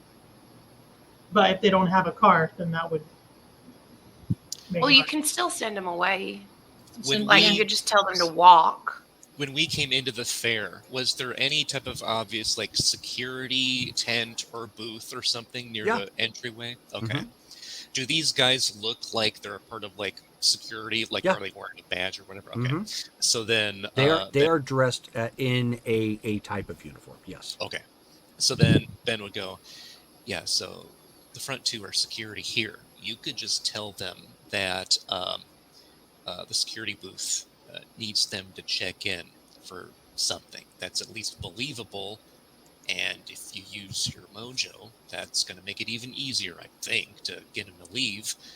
That gives us, we only need a few minutes. You know, we're not going to be there for an hour. Like, they don't need to drive to Timbuktu or something. Just take a 3-minute 'em out. jaunt over there. Agaya smiles when Ben says that to Trudy, and she goes, "You're gonna use your mojo, baby, yeah." Yeah, but which Oh my flavor of gosh. mojo? Okay.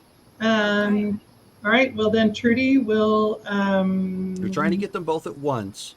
You're probably Yeah. gonna want to use. You're probably gonna want to use. Well, yeah, you'll probably want to use like awe. If you're trying to make it lasting, and force them to do something, specific, then you're probably going to want to use dominate, which you'll have to do individually. Right. So I thought for these, if they're not going very far, then she could just do awe. Okay. All right, let it rip. Yeah. So she, and you know what? Just for good time's sake, full time's sake. No, for good measure, I'm going to spend a will. For an auto success, okay. Yes. Just because we know how I roll. Okay. True. Charisma and performance.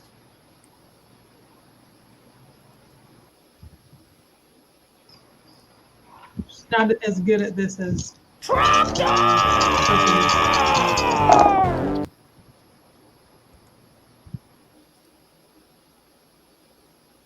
Okay, well the auto saves me from a botch. Woohoo! Wow. Okay, well if Do you have a reroll? do I have a reroll? I don't have one written down, so I guess I don't. Probably not. Not on Trudy. Oh shoot! I don't have enough points. Uh-oh. Davy Jones just redeemed some points. Oh snap! Trudy reroll. Okay. Okay. Okay.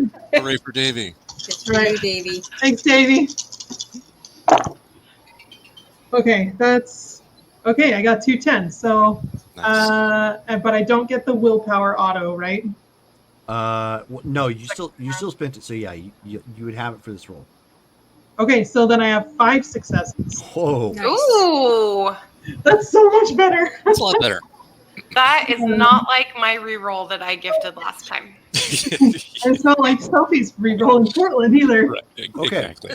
So, what exactly do you say?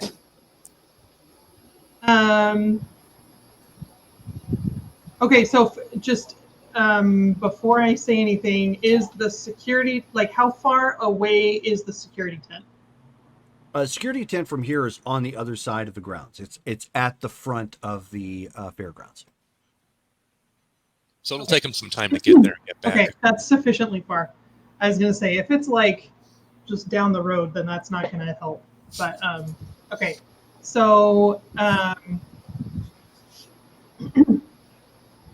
she's gonna go up to the guards and say, I heard there's some trouble up at the security tent. They were kind of calling all hands on deck. You should go check it out, see what they need. Okay. So, wow. Okay. So, I need.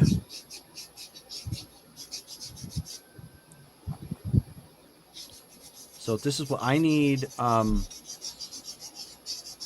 Trish, Persephone, Ben, and Revis to all make willpower checks.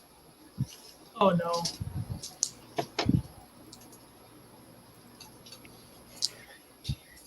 Just need one success, and it's a difficult. It is a difficulty 6.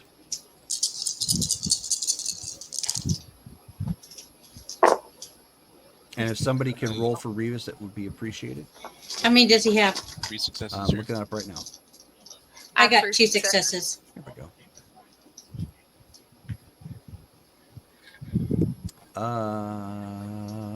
Revis has 5, so go ahead and roll 5 dice for him. If you go off mine, he has 3 successes too. Okay. I was gonna say because didn't botch, but didn't get any successes. Okay. So we're gonna go with mine. So basically, this is what happens.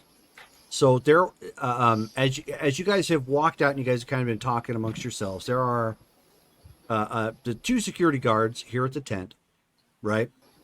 And of course, there's other people walking around, and there's all of you. Trudy lays it out with her presence and says they're calling for all hands on deck, you know, for the security, basically what she said. And like all of you have a moment in time where that sounded like a good, like you probably should check the security tent. And then you realize, wait, okay, you're not security. Okay, no. Like, so you kind of shake that off real quick.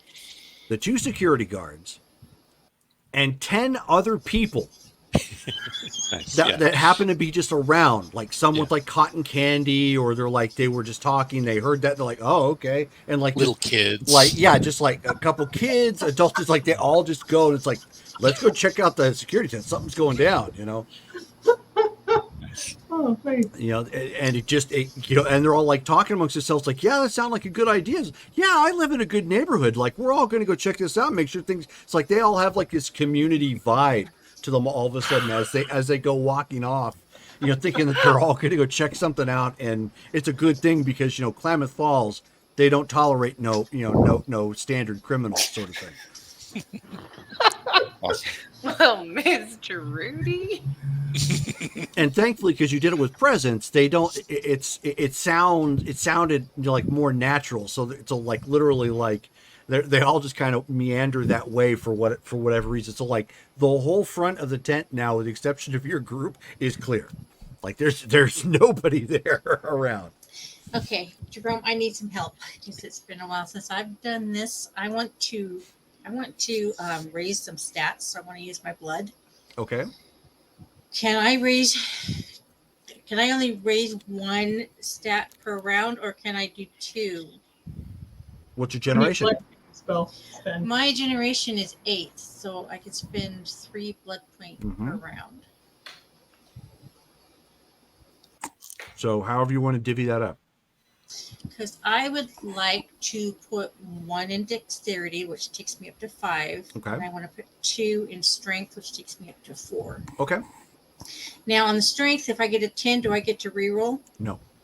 Okay. Yeah, you have to have it naturally without like any sort of a buff. Okay. And so when I go to stab him, I use dexterity plus melee, right? That is correct. Okay. And celerity if you have any. Oh, yes, I do. Yes. Okay. This is good. I'm going to need more dice. Is all. It's been a while since I've had to use it. Is it like on until you turn it off? No, it's off at this point. Oh, okay. It was for that suggestion. That's true. Okay. Okay. So once we get inside the tent, we'll still have to deal with the ghouls that are in. That is correct, yes. And Agaya is still with us, right? Yeah. I mean, they had to shake it off too for a second. They're like, wait a minute, no, she's talking about like the security. Wow. That was like influential. That was fun. Too powerful, Miss Trudy. Yeah. Wish I could do that more reliably. So I need to go invisible. So you need to step away from everybody then and go obfuscate. What level of obfuscate do you have? I have 2. Okay. So you step away off into the shadows and poof. Oh yeah, and I took the stabby stick too. Yeah. Before. She's got Ben's steak. Okay.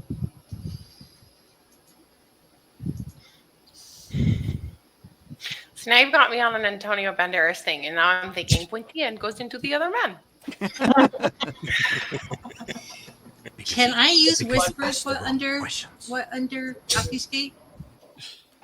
Can you what? Can I use whispers while obfuscated? Let me take a look. I don't think you can. If you're verbally saying things, Right. it seems like that might break it. Yeah, I'm pretty sure that's going to be a big no, but let me check. Okay. How about no? Yeah. I need to add that to the soundboard. That would be a good one. Oh my That gosh, would be yes. And the mojo thing, whenever somebody uses their mojo. Oh, yeah, there you go. Gonna use my mojo, baby. Yeah. Just a Mike Myers show. It's just going to turn into all Well, Mike Myers. I don't know if you heard, Haley, but I added the sexy, careless whisper saxophone. Whenever there's What? like, No. Yeah, whenever there's like a heartthrob moment now, so it's like all of a sudden something happens. So da da da da da da. Nice. Anytime somebody mentions abs, it's gonna. I know. There you go. That would be a good one. You know, for the fact that we're all vampires, there's a significant lack of sexiness that happens. I don't know. When I think of abs, when I think of the abs, I think of Ice Ice Baby. Oh wow. Yes.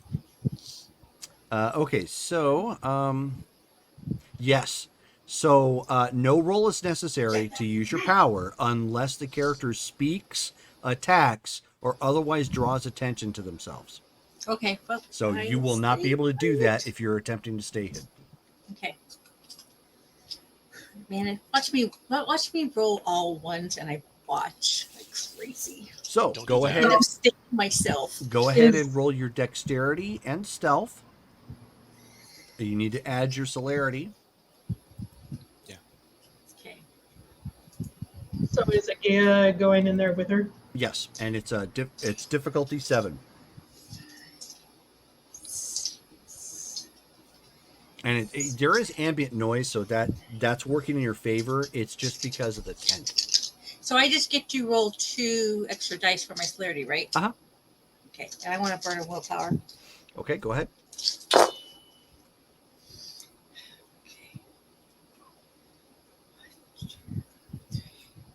Four. Okay. I would have had 5. So basically, Stupid one. Seth and Agaya vanish. Like they're gone. From your mind's eye at this point. It's like, okay, they're probably doing their thing. What do you two do, or 3, with Revis? So the rest of us now are gonna open the front of the tent and start heading in, making sure to leave it open so the obfuscated ones can come in without breaking that. Okay. Yeah. And then as soon as Ben goes in, he's gonna scan the room to see how many are left in here, and he'll even use Auspex to see if he can see if there's any like weird illusions they need to be aware of. Okay. I thought maybe somebody should stay at the mouth of the tent.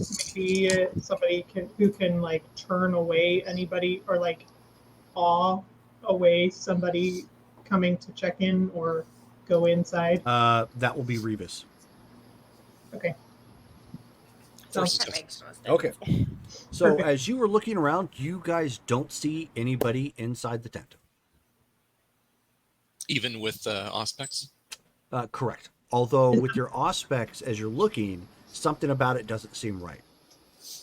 Is the mask still on the wall?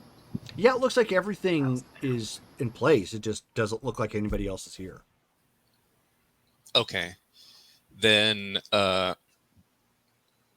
Ben's gonna look to Trudy, and he's gonna say just under his breath, "Something's not right here."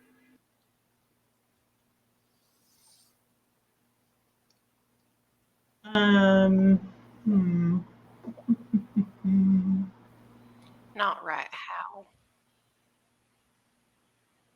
Doesn't look right. Is there a back? Can I use Aspect while obfuscated? Yeah. Is there a back entrance from the tent? Yeah. Yeah, that's the back end of the stage. Right. Okay.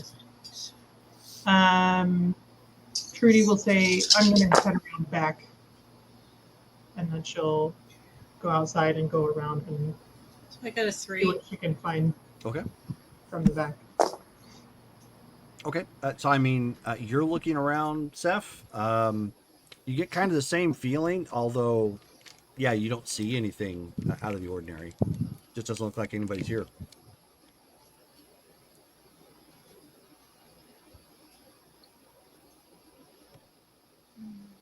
So then, Ben, at this point, Ben's going to play it off like he's just kind of walking towards the front of the stage, looking around, and he's just kind of, keeping his eyes and ears open in case he has to react to something, because, Ravnos and their illusions, maybe that's what he's seeing. He's just being ready.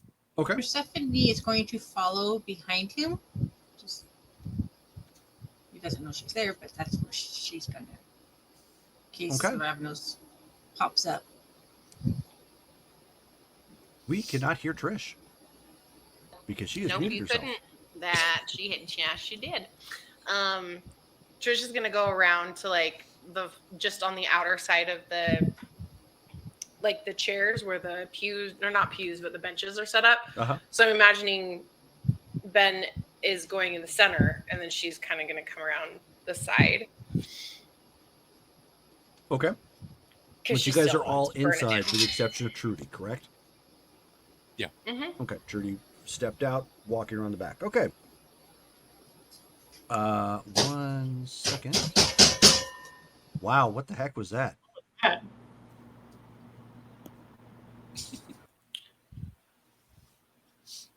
Seth has a visitor. Like it wasn't my kids. Yeah. Yeah, I could have swore that the guy who was pounding on my door, you guys would have heard that because that was loud. And that was just the mail guy. No. I'm like, wow. You really wanted to make sure you got your package. I'm okay with that, but normally they don't do anything.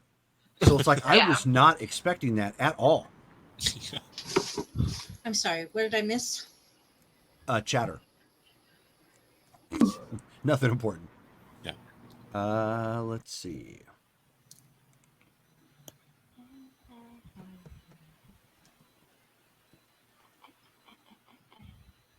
Okay.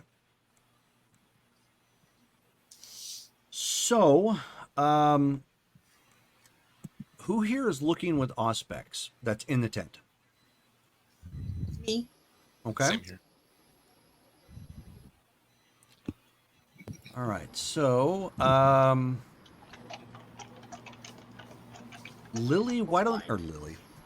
Seth, why don't you look? Give me a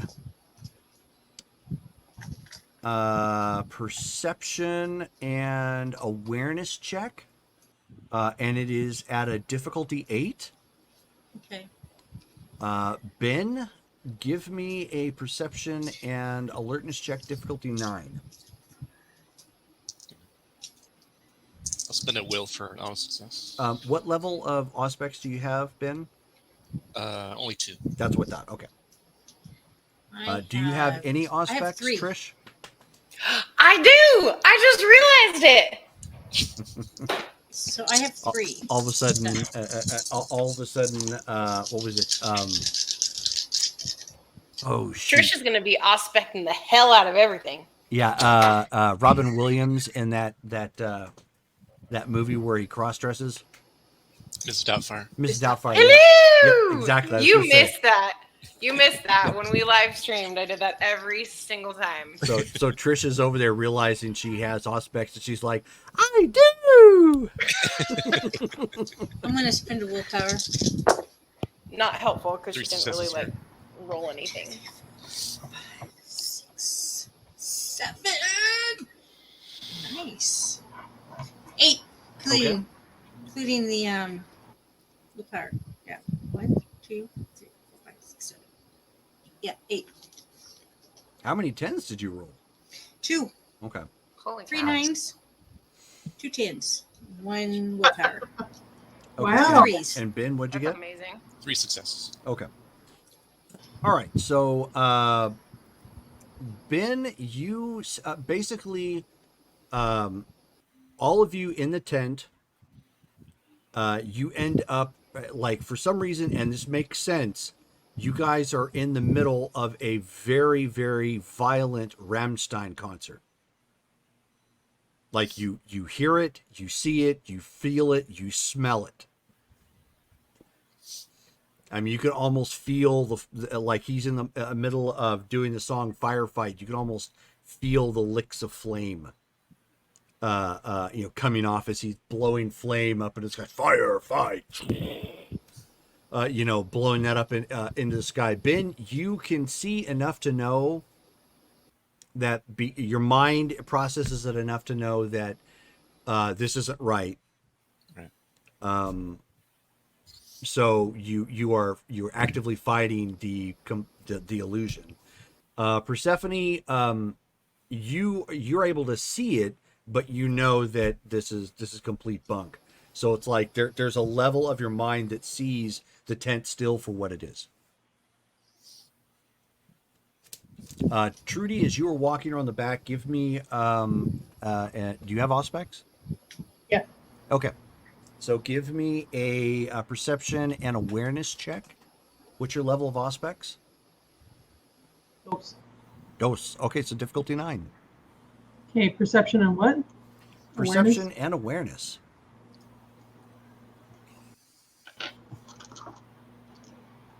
So does that mean Trish is seeing the same thing? Oh yeah, But because I rolled nothing, correct. she's just stuck in it. You are fully enveloped in a very believable illusion. Like all of a sudden you are watching Rammstein and like getting knocked around in the mosh pit. One success. One success? Okay. And you walk around the back and where the stage area is at, which is basically just another part of the tent that has just an opening flap for performers to come in and out and set up whatever they need to before going into the main tent. You go up to that part of the tent and you don't see anything different. It's just completely empty in here. You don't see anyone or anything. And for some reason, it seems accurate. She'll say, hello? As Trish does get enveloped by that, though, she's going to kind of like squeal really loud and then like kind of put her hands over her face and kind of like drop down into a crouched position because she's like suddenly very scared. Okay. This is not her jam. Yep. And you don't hear any of the voices. You don't hear, anyone around you. Like you don't see Seth. You don't see Ben. You don't see Trudy. Like suddenly she's been like transported and she's freaking out. Yep. She's stuck there now. Just like, no, look, go away, go away, go away, go away. So as Trudy comes in the back side of the tent, Does she see the? Is she able to see like the stage with the decorations and stuff? Yes. Everything is set up the way you last saw it, as far as you can tell. Just no one's here. Can she like grab one of the swords? Sure. Why don't you give me at this point, give me a wits and awareness check. I want to look towards the stage and see if the mask is missing. Hopefully, Agea has snagged it.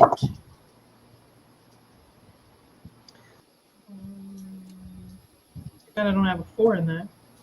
What's difficulty? Same difficulty. 9? 9. Okay, 1 success. 1 success. Okay. So you reach out for the sword. You pick up the sword. You know, it feels kind of fake, like a prop sword would. Like it feel like a real sword. In the sense of like a prop sword. Like it doesn't feel like something that you've been working with Latisse. That you wouldn't use this in a fight. Dang it. Persephone, give me another at this point wits and awareness check. Difficulty 8. Wits and not perception? Yes. Okay. Rat. I won't be able to roll 10s or get 10s in that one. What's my difficulty? 8. So 1, 2, 3. Okay. So you have been able to, your mind has been able to process that this is an illusion. You can still see that the mask is there, and you can faintly hear some discussion about, you can't really make it out, but like what to do, because at this point you're kind of muffled with the sound that Trudy just made of like, saying hello, and Trish kind of on the ground freaking out like, Calgon, take me away. Ben? So since he's not seeing any of reality, he's just seeing the Rammstein concert. Now he doesn't know his surroundings. He's going to be like, it's Rammstein everywhere. I can't see anything. The only one who can pick up on that is Seth at this point. But Ben, thankfully, you're not being affected by the illusion. Like, that's the benefit right now that your mind is having is that you're not being bounced around or feeling pain. You don't feel the flames or, of anything from it. Your mind knows enough that it's not right, but you can't. You're basically in a VR at this point. You can't get out of. Right. Okay. Ugh, sounds horrible. Yeah. And Seth, at this point, you hear like a muffled yell as you all of a sudden see the mask go whoop.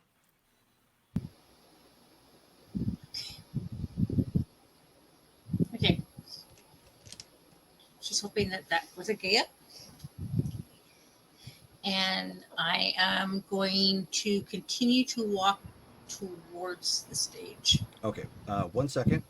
Trish, roll your bark.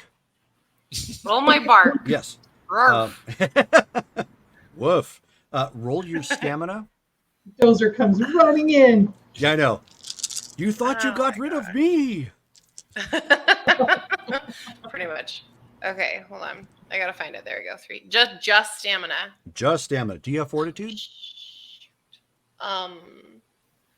Fortitude is a discipline. Where's fooditude at? No, there's no such thing as fooditude. That's for people who like to eat a lot. Hey. Fortitude, however, is under your disciplines if you have it. I don't have it here. Okay, so just your stamina. Okay.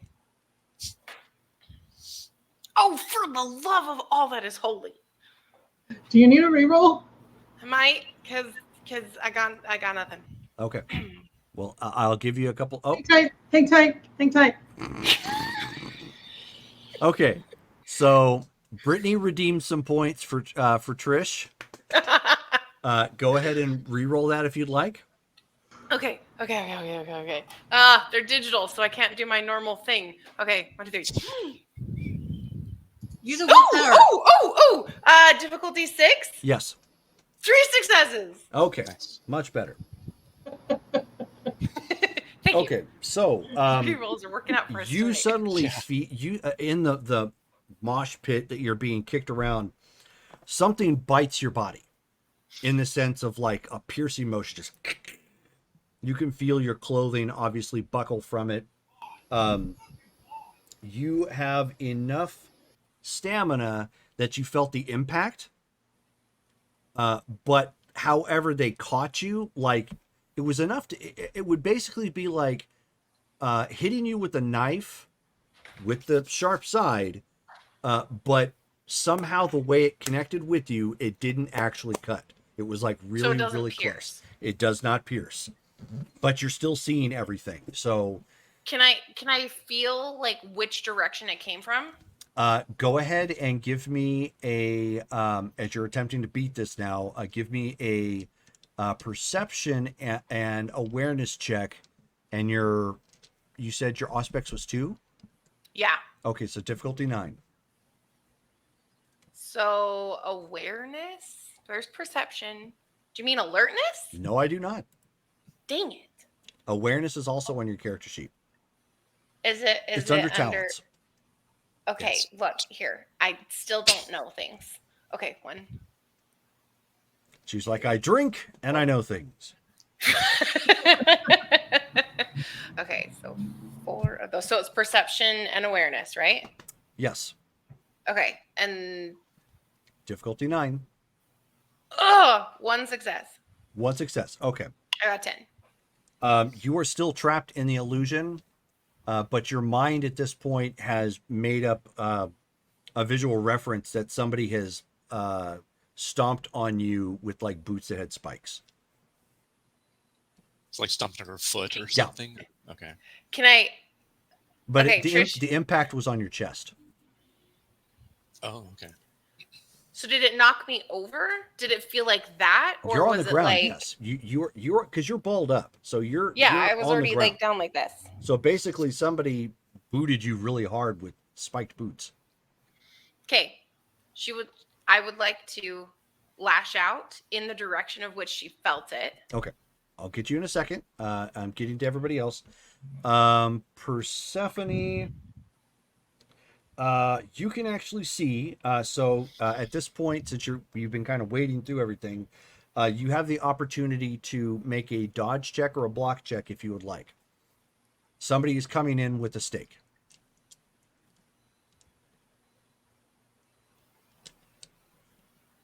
And you'll need to be unmuted. Gonna dodge. Okay. So that'll be dexterity and athletics. Add your celerity.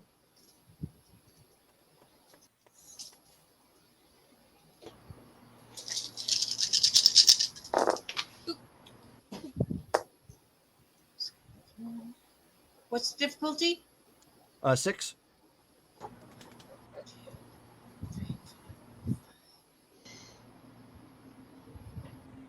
5. Okay. So yeah, you nimbly dip out of that way. Again, you're still seeing kind of like the multiple layers of perception, but you know somebody's attacking at this point. You can see them, so you can respond in kind. Trudy, you do not see anything, so roll your stamina and add fortitude. I know have fortitude. I do. You gotta keep them fortitude-y.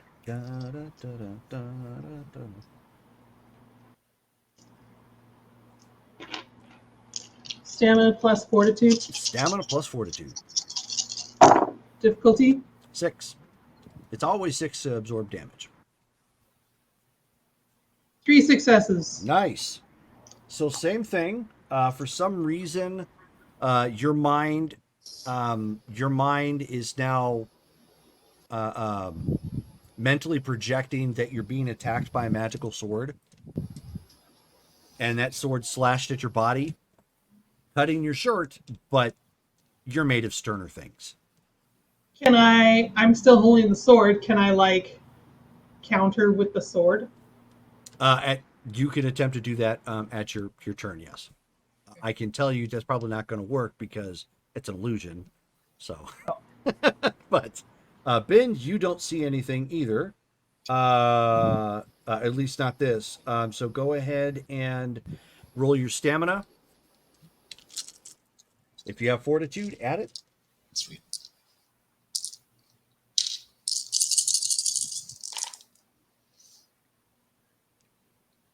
Oh, dang it.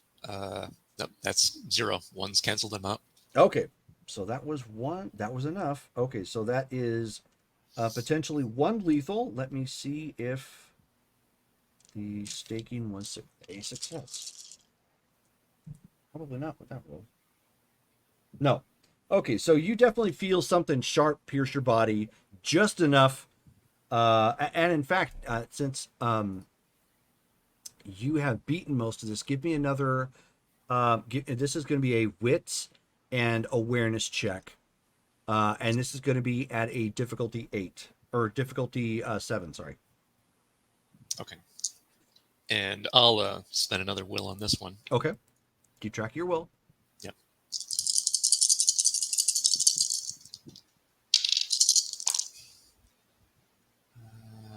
Let's see. And so that's a total of 2 successes. All right. So at this point, with something actually attacking you and your mind having enough presence to understand that this was some sort of illusion, that this something wasn't real, that attack snaps you out of it. Okay. And at this point, you see one of the servants basically had a shaft of wood and was trying to embed it in your chest. Came really close. And he can tell at this point, like, because you get hit and you're like, and you see him and he's like, oh, dang.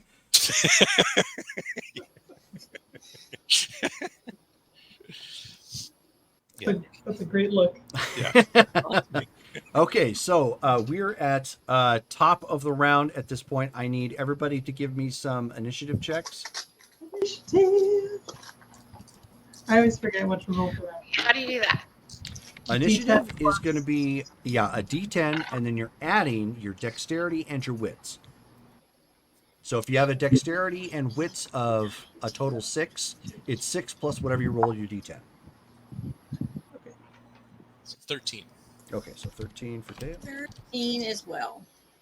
13 for And 10. Shelley. Wait, 10 wait, okay, so for Britt. You roll a d10.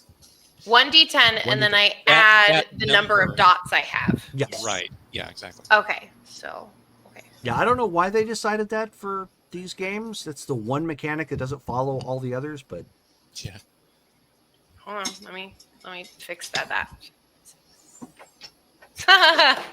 Roll the 1, so 7. at least you can't botch it. Yeah. Imagine if you could botch initiative. I know. It's just like, you just kind of shrug. You're It's like, you're I just out. Yeah.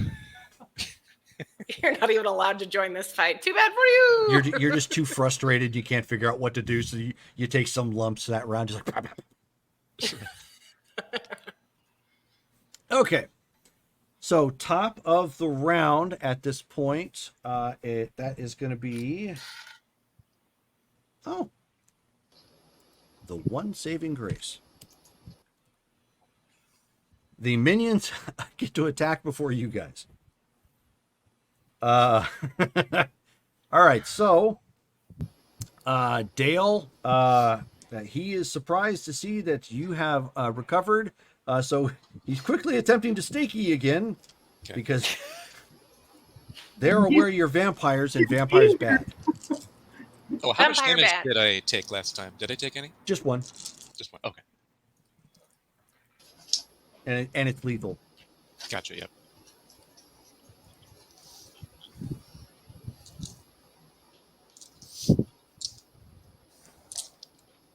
To dread gaze, do you have to make eye contact, right? You do, yes, Kind of hard to do if you can't see someone. 100%. Okay. So he's attacking. Can I? Let's see. We're within the tent. Yep. So that's free then, as far as being able to use it. Can I spend a blood for celerity right now, or do I have to wait until my turn? Good question. Technically you can, yes. Okay. You just can't attack at this point, but yes, Right. you can spend a blood. Okay. So yeah, spending a blood for that, and he's of course going to attempt to. He's going to try to grab. Is this for speed, or are you spending the blood for? Or no, actually, you automatic. So you're getting it for the extra actions. Yeah. Okay. Exactly. Cool. So then, so this guy's trying to stake me. I'm gonna see if I can reach out and like grab the arm that's coming in with the stake to stop him. So you're gonna block. Okay. So that's gonna be Dex and Brawl. You will not add your celerity for this. Right.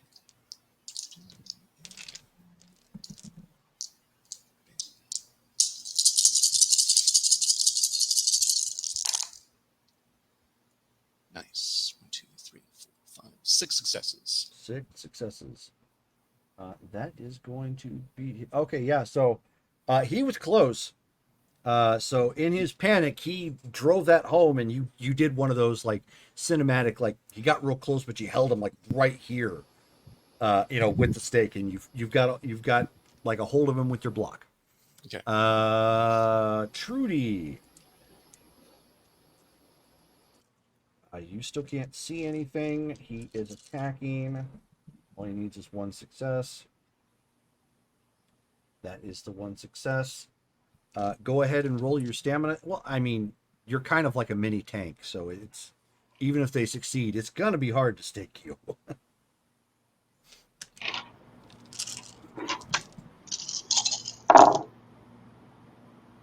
Oh, that's a lot of successes. 5 successes. Oh, dang. Nice. Okay, so you still take 2 lethal. Let me see if that is enough to stake you. No. So give me a wits and awareness check. Difficulty 7.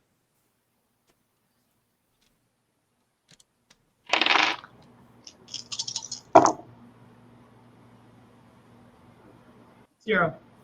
Nada. Ugh. Okay, so somehow that sword, that it's a magic sword. It did manage to catch you this time, so it bit into your side. And you're like, dang it. Trish, nothing you can do in regards to that. Go ahead and roll your stamina.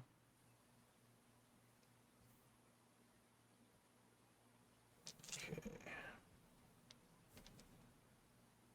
Always difficulty 6.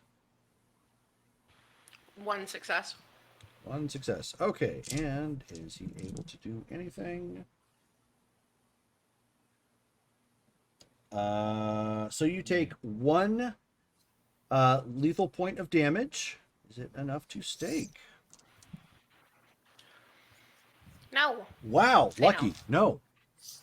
And Okay, you hold have on. How does the aspects, damage yes? work? Yes, I do. Okay, so go ahead and roll wits and awareness, difficulty 7. Okay. 1, and then 22. Okay. Ooh, 2 10s, so 2 successes. Nice. Okay. So you are starting to come out of whatever illusion has kind of gripped you at this point. So as far as your damage is concerned, you have 7 boxes off to the side. You'll just put a slash through one of them, the very top one. Coolio. You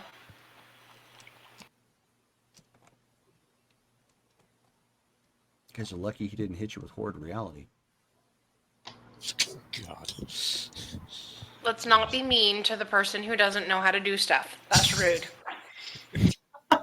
Basically, Horde Reality casts an illusion that your mind fully tells you is real, and it can basically put you in torpor and or potentially kill you.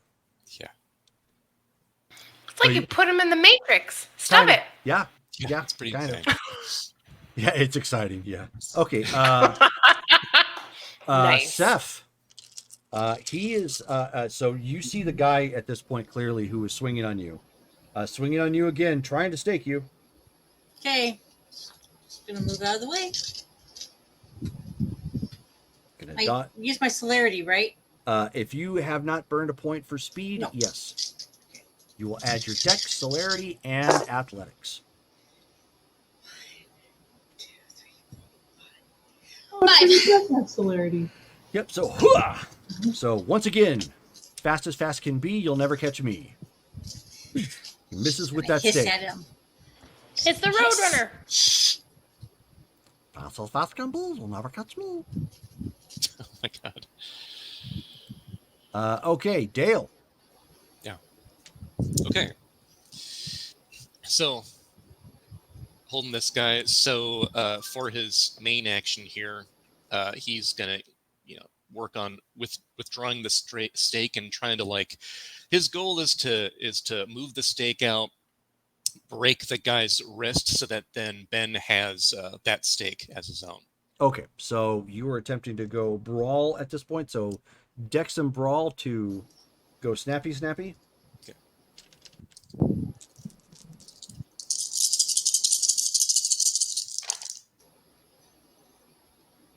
Nice. 1, 2, 3, 4, 5 successes. Okay, yeah, that is a success. Roll your damage, strength plus potence. This is gonna hurt.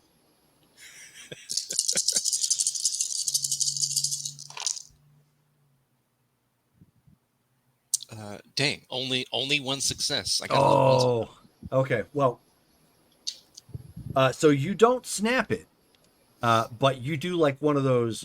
Even though it's fake, it's basically fake martial arts. You do one of those Steven Seagal like wrist lock, and so you pull his back or his wrist like all the way back to the point of severely straining, and it still did damage. It hurt. Okay. So he's like kind of pulled back and semi paralyzed from the grip. Shelly, your action. I am going to use Blackstone level 4. Okay. So I gotta spend a blood point, and I am going to spit blood on the dude. So Dex and athletics.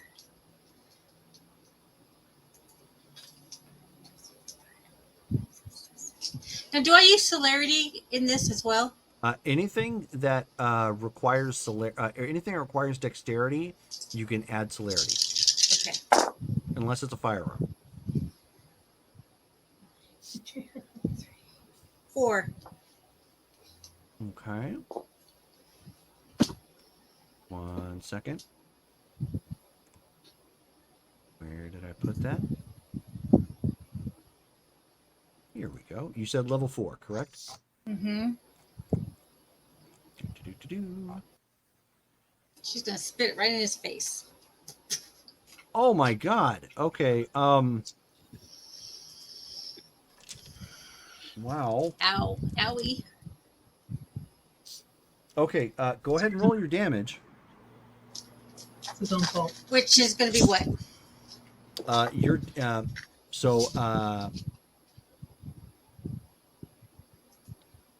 Coughs up a okay, hang on. Coughs up a blood point. Okay, not worried about that. Each success. Oh, you need to roll stamina and occult.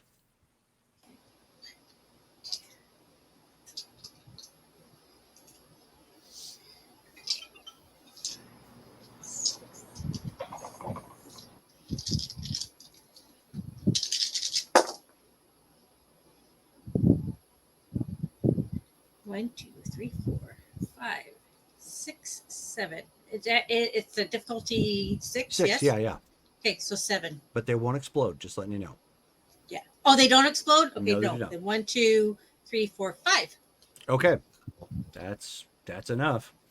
Okay, so Ben, this is new.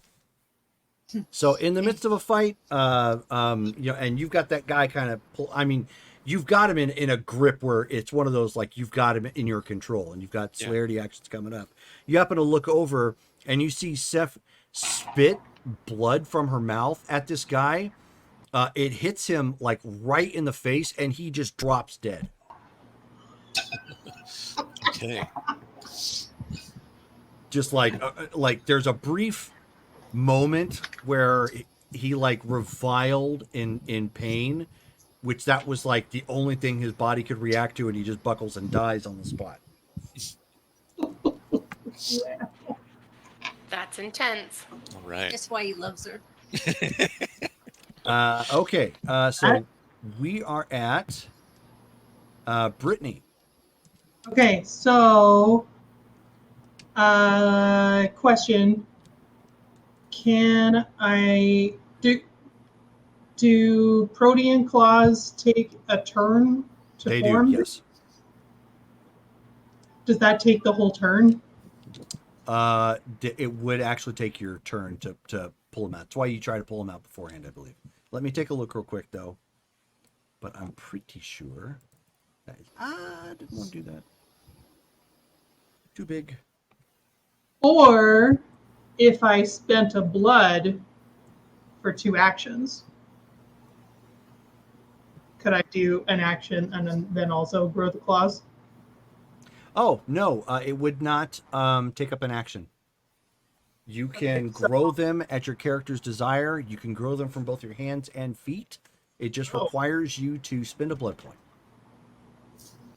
So do you want to damage your boots? No. Okay. You know how much I paid for these? They're one of a kind. Okay, so it does take blood, but it does not take an action. That is correct. So, okay.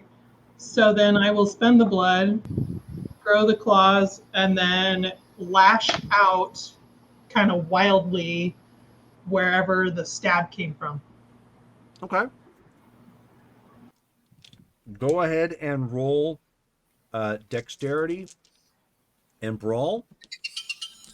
Add your celerity.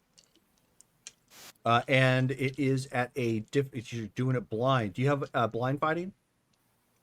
No. What is that? That's a skill. Nope. Yeah, most people don't.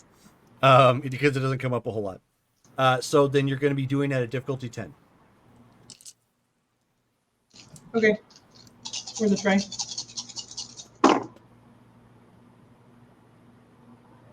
Nope. Okay. And in fact, I got 3 1s. So Botching that it. is Okay. So, Ben, because you can see this. Oh you, no. You saw Persephone, of course, spit and kill that guy. So she's got 357 spittle. Yeah. Then you end up seeing Trudy start like lashing out with her hands, blindly, and stumble off the stage and into a tiki torch. Oh. Okay. And then one more second. We are now at Haley. Okay. So Trish is going to lash out to the direction that she felt the boot Okay. trying to hurt her. Boot to the head. And like just trying to like smack it. Smack it up, flip it, rub it down. Oh no. Go ahead. Before my time. Yeah. Yeah, it probably was. It was Belle Biv DeVoe. Okay, what am I rolling? You are rolling your Dex and Brawl plus celerity if you have it, difficulty 10, unless you have blind fighting. You can also spend a willpower. Oh. That would have So been Dex, Brawl, and Celerity. Yes. Okay. Difficulty 6? Difficulty 10. 10. Spend a willpower. Wait, oh shoot, I just lost my count. Hold on. 1, 2, 3, 4, 5, 6, 7, 8, 9. 9. Okay. And then one willpower. I can spend 1 willpower for a Yes, you automatic can. success. If you would like to, Okay. yes. Keep track of your willpower spent. Yeah. Okay. Yeah, we'll do that. Okay. So go ahead and roll. For 1 auto success. Okay. Oh wow. Okay. I say that it's only 1. So I have 1 success and then 1 auto, so 2. 2 successes. All right. So you blindly, and you were what? Just like punching? Just like down in this position, being kicked, and then like flailing her arm out. So like back fist. Okay, just yeah, like backhanded. okay. So you swing. You actually connect with something. You're not sure what, but you connected with something. Go ahead and roll your damage. So that's going to be strength. If you have potence, you're going to add potence.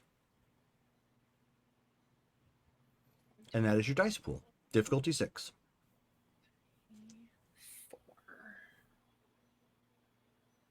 Yes, Davy Jones says, spend all the willpower. I forgot I had potence. And then difficulty 6? Difficulty 6. All right, 2. 2, okay, so bam.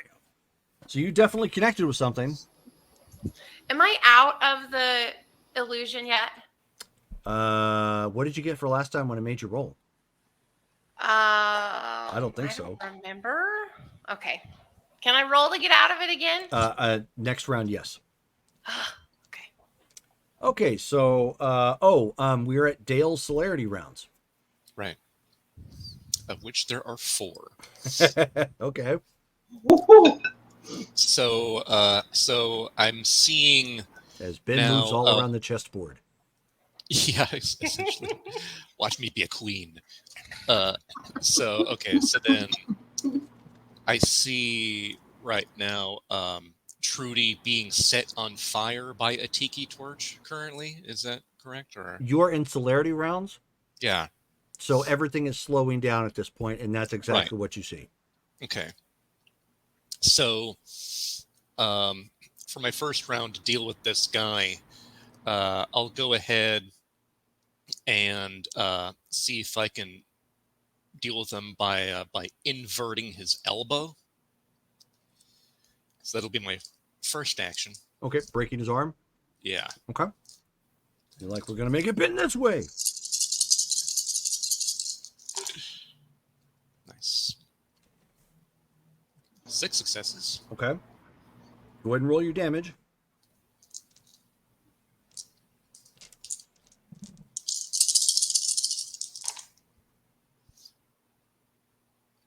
That's terrible. No successes on that. Okay, so you basically contort his arm. Yeah. No damage. Still got a hold of him.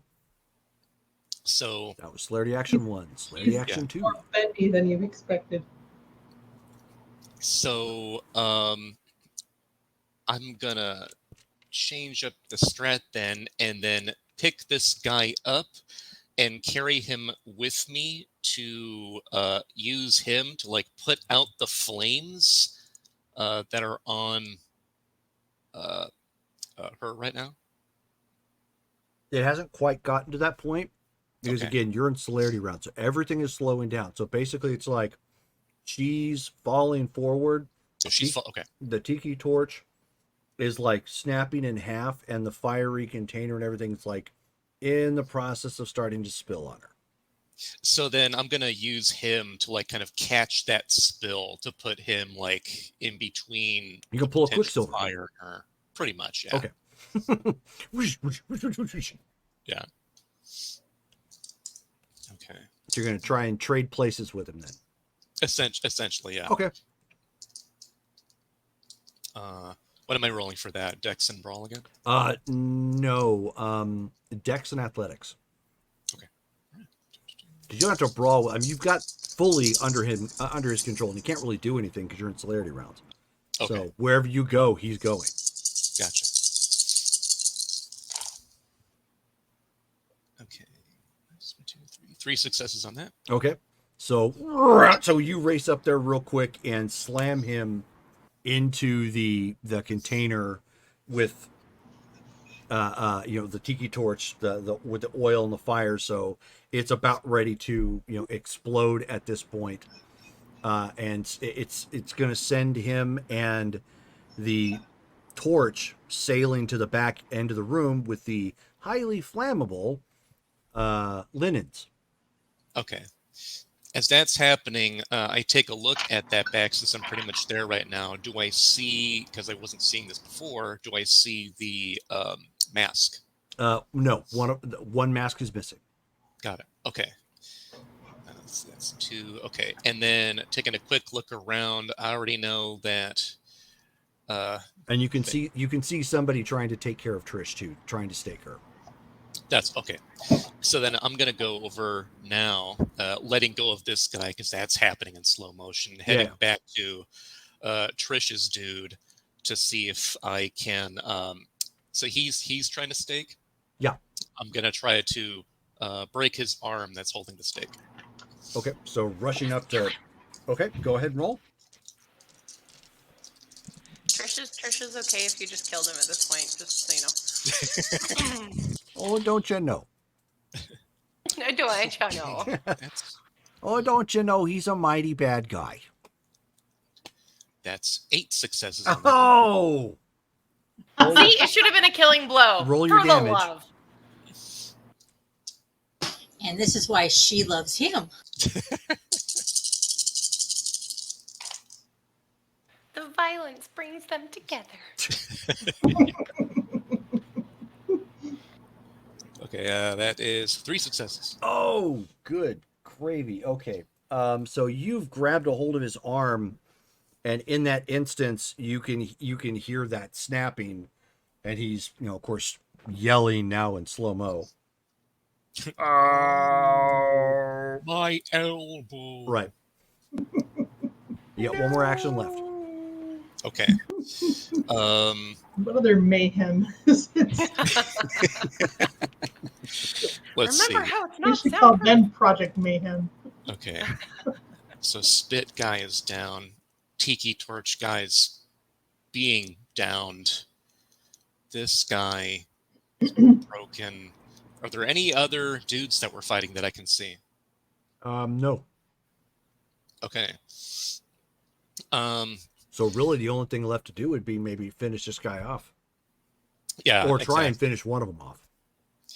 So There's still no sign of the Ravnos. Correct. Yeah. Or his other retainers. Mikhail.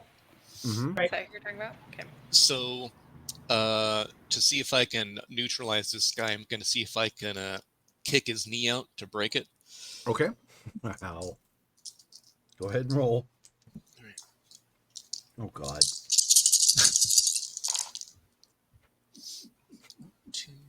3 successes on that. Okay. Roll your damage.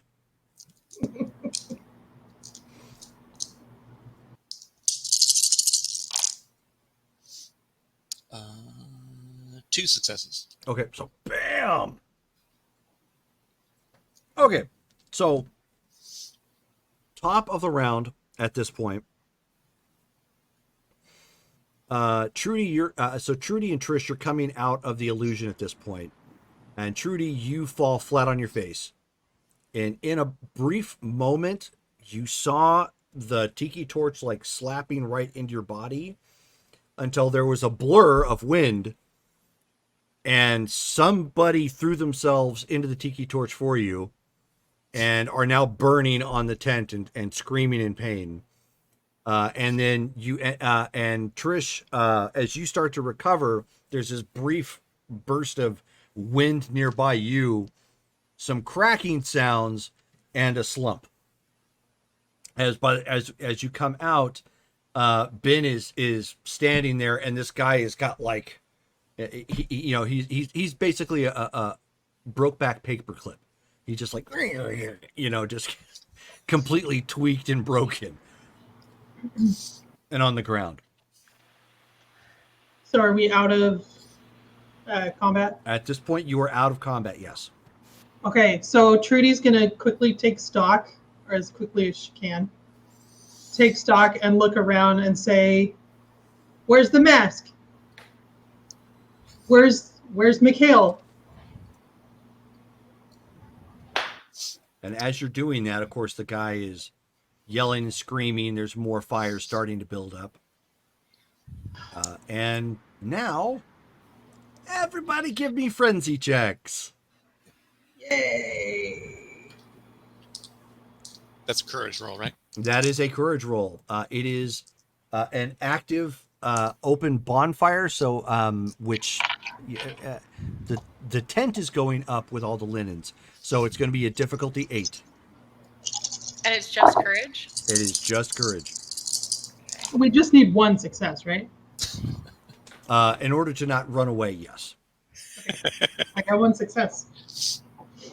And I got a botch. Do I have a reroll? Do I have one? Yeah, I was gonna say you're gonna need one if you don't.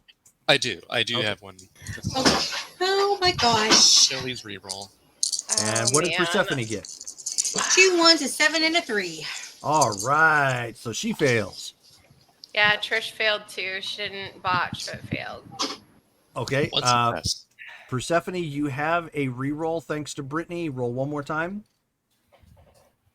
Ben, what'd you get? One I love success. you, woman. Okay. I gotta wait another 5 minutes. That is by design. That is 4 successes. Okay. Nice. And Trish got nothing, right? Nope. Okay. What is your celerity, Trish? 2 2. dots.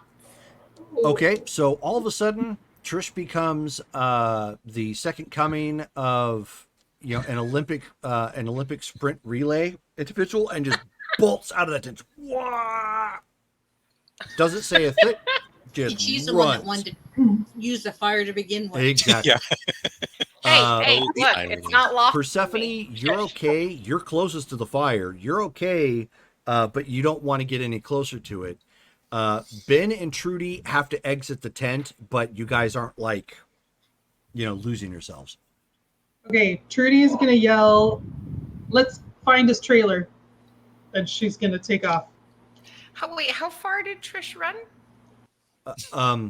We shall see. She has not To stopped. Ashland. She just went back home. She was like, "Screw this." Run, Forrest. Yep. Run, Forrest, run. Her leg braces Oh are my just breaking gosh. off as she runs. Yep. Okay. Do I see anybody else in the tent with me besides the ones that are dead? No. Okay, so I'll just back out. Okay. Oh, and in fact, you know what? Trish, give me a roll stamina. Could we stop rolling stamina? I think she's okay at this point. Let's just stop with that. And Okay, hold on. Ben, can I get you to roll? I also need you to get you to roll stamina of a 2. Difficulty what? 6? Difficulty 6. 1 success. Okay. Am I including fortitude or no? Nope. Okay. Because this isn't for you. Okay. Let's see. 1 success. Okay. So as you guys are starting to, just as you exit, right? Because the thing is starting to come up, you see Revis picking himself up off the ground and trying to brush himself off as he has several footprints of Trish who just hit him and ran him down as she came flying out of the tent. And he's got this look of what in the world just hit me? I think she'll probably just go find her. Probably. Okay. Yeah. Wow. Trudy's gonna take off towards the trailer, the employee parking lot area. Okay. So at this point, the fair people at the fair are starting to get alarmed, and crowds are starting to gather because of the fire. You're going to the trailer at this point? Yeah. Okay. All of you are, except Trish, all of you are following Trudy? Are you guys following? It's up to you. Sorry. Yeah.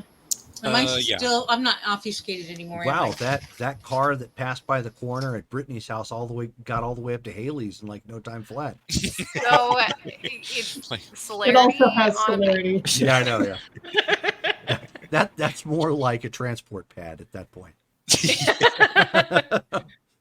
Okay, I'm no so longer obfuscated, am I? So yes, you're not obfuscated anymore. Okay, so you guys are making your at this point, So long as you aren't being super obvious, you can kind of push your way through the crowd at this point and get past them as the they're, and Revis of course is following you guys as people are trying to come together and throw water on the tent to, delay it while the fire department comes over and starts trying to hose it down. Do we has anybody seen a Gaia yet? Or Latisse? No. No? Okay. So you, Trish, give me another courage check. Okay.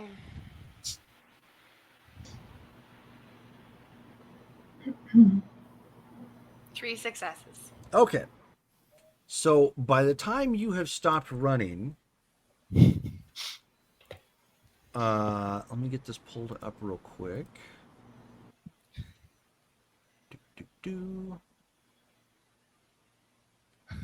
Okay, so you have run from the Klamath County Fairgrounds. She took a wrong turn and ended up in Coos Bay. I'm like having a vision. Albuquerque. Yeah, she's not quite that fast.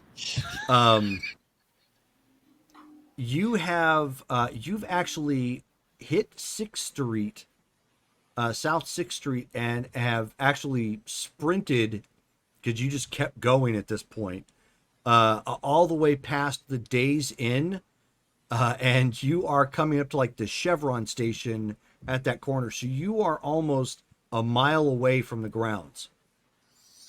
Wow. Like you just kept going. That fire, yeah, you were joking about it before, but fire bad. Ooh. She's just like, okay, shit.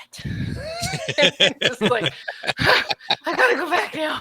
She's gonna pull out her phone really quick. Yeah, at least you're not so far away that you can't see like where the fairgrounds are still at, because again, it's still kind of a big site with the Ferris wheel and whatnot, so you know where to go. You're not lost. I can go back that direction. Yeah. She's gonna pull out her phone and text everybody really quick in the group chat and say, sorry, I'll be back. Just a sec. She's typing out her panting. Yeah. Pant. We'll be back. Dictating. Yeah, I know. Or no, more like it's a voice message. Like, I'm coming back. Yeah. I'll be back in a sec. So I guess she'll start going back. Sure. Can I use Celerity to go back? You can. You'll have to spend another blood point to do it. Keep in mind that that's at the verge of being questionable speed. Okay. We can. By the way, we need to have a discussion after the session about how the blood pool works. But okay, she'll just start. She's gonna start walking back that direction, but then like keep her eye out for like, I don't know, somebody that's got like an Uber sign or something, so she can like flag them down. I mean, you have a she phone. can get there faster. She does have a phone, but you guys are all in the middle of stuff. Right, but if you run back, but even if you don't do celerity, you're still you're gonna get back to at least to the fairgrounds faster than it would take an Uber to come and pick you up. Yeah, that's okay. true. Fine. Okay, so we'll do that then. Okay. So just start off in a nice jog. Okay. So, this is crazy. So you guys get pushing past the crowd, getting back to the employee parking lot. What are you doing about the guards that are here that basically watch the entrance and exit to the employee section? And for visual references, this is a section of the parking lot sectioned off for the people who are here for the fair, specifically working. At this point, wait, how many guards are there? 2.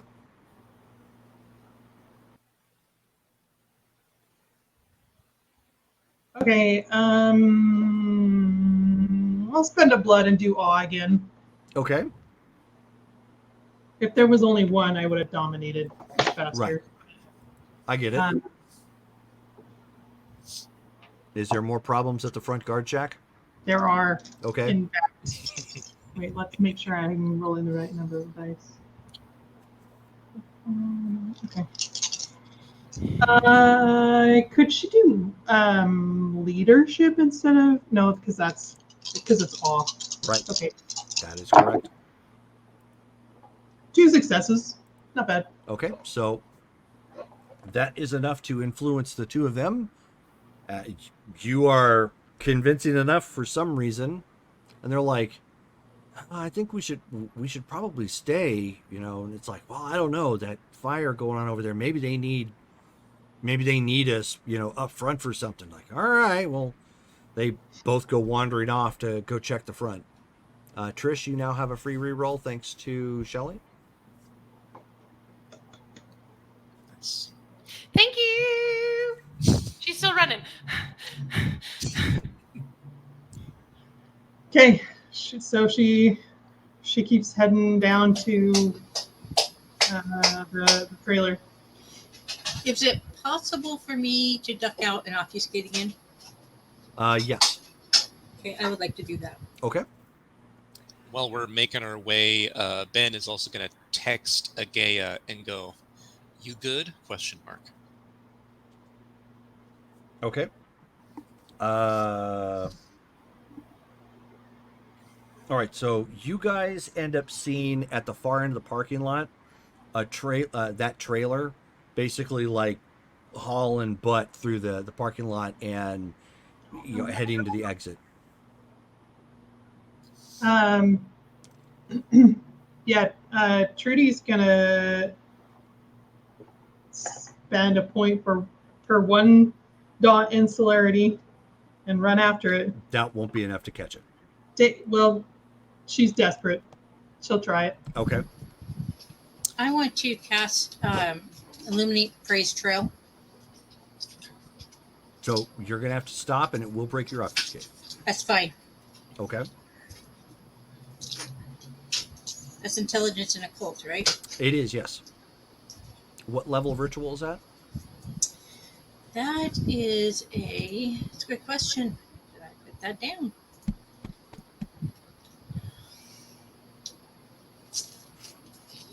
That is a level 1. Okay, so it'll be difficulty 6.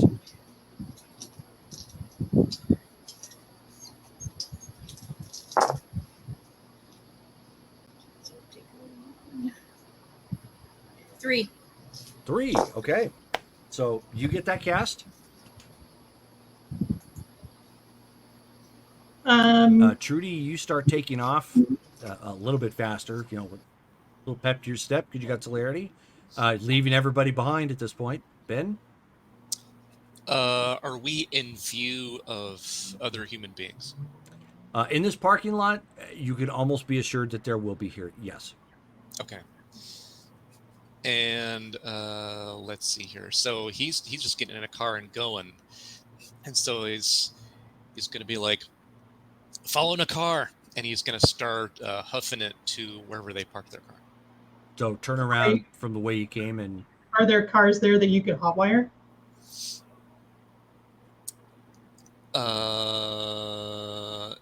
There's a ton of. It sounds like there's a ton of people there. There are people here, yes. There is a risk of someone seeing you break in and take a car. However, you could turn calamity into fortune as Miss Boltsaway is running back to the grounds. She could divert and go grab her favoriteest vehicle of all and meet you someplace. She can do these things. True. And that might actually work out in your favor. Okay.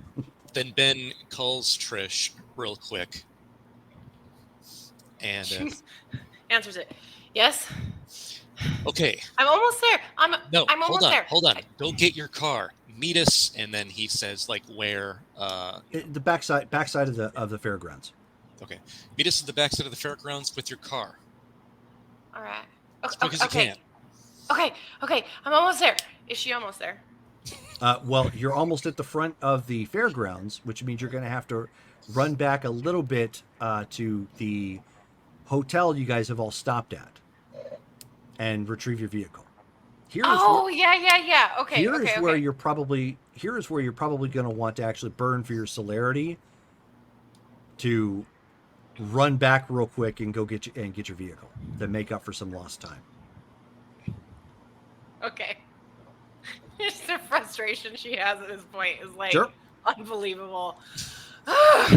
Okay, So so he's we'll even faster, running back the other way to go get the vehicle. Okay, yeah, we'll do that. So she'll go get her car. Or She's gonna get in the car and like as they would say in Hot Fuzz, punch this shit. As they slam it into gear and drive away. And the whole time she's like, if you just call me like 5 minutes earlier or 3 minutes So earlier. at this point, you guys are gonna run in the same direction, but through the employee parking lot, basically to the exit, right? Yeah. Okay. So as you guys are doing that, Ben, as you're running, you end up getting a selfie from Agea. Okay.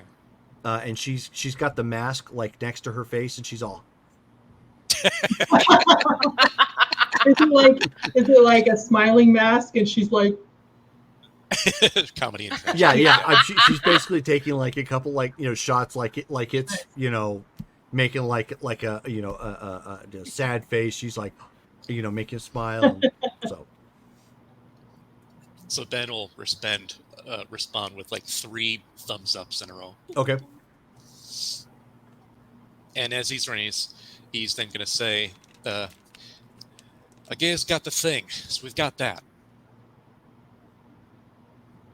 As we're making our way to the car. Good, because I kind of put like a tail on him so I can see where he's gone. But we're going to have to hurry so it doesn't fade. Right, Trish, right. Roll your dexterity and your drive. Okay. As it is dexterity, you can add your celerity. oh. Wow. Okay. 6? Hold on. Is it 6? Oh, for the freaking! I got a reroll. A difficulty? Oh, you have to re-roll this? Wow. Okay. Well, no, I mean I only had 1 success. I'll leave it up to you. Do you want to wanna re-roll it? re-roll it? Should I re-roll it? Is it important enough that I should re-roll it? We have a trail which we can follow.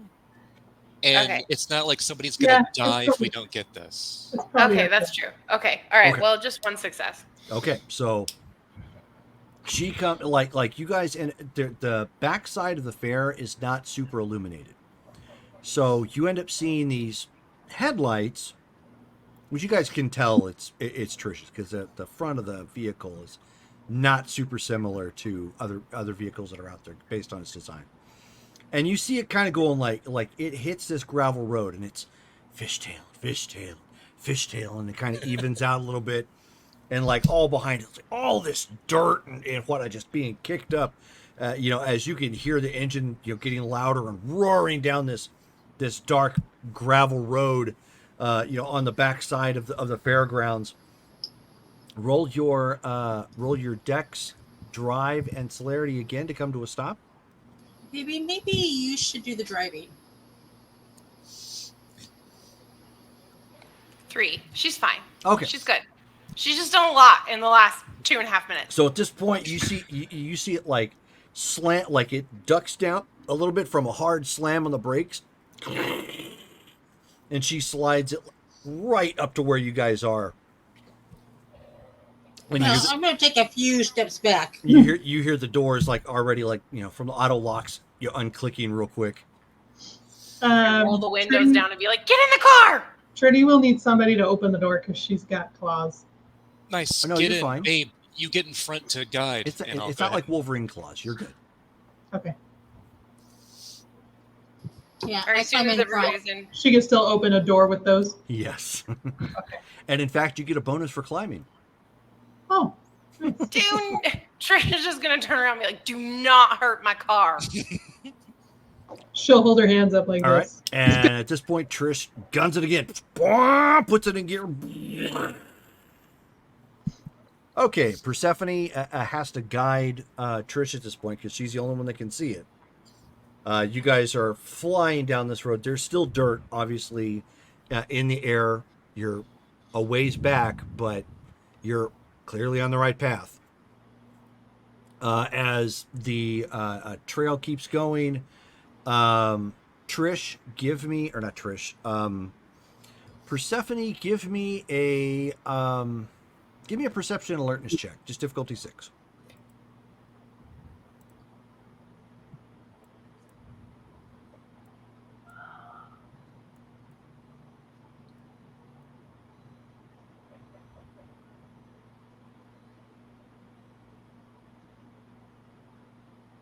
And we'll need you to unmute yourself. And yeah, you're mute.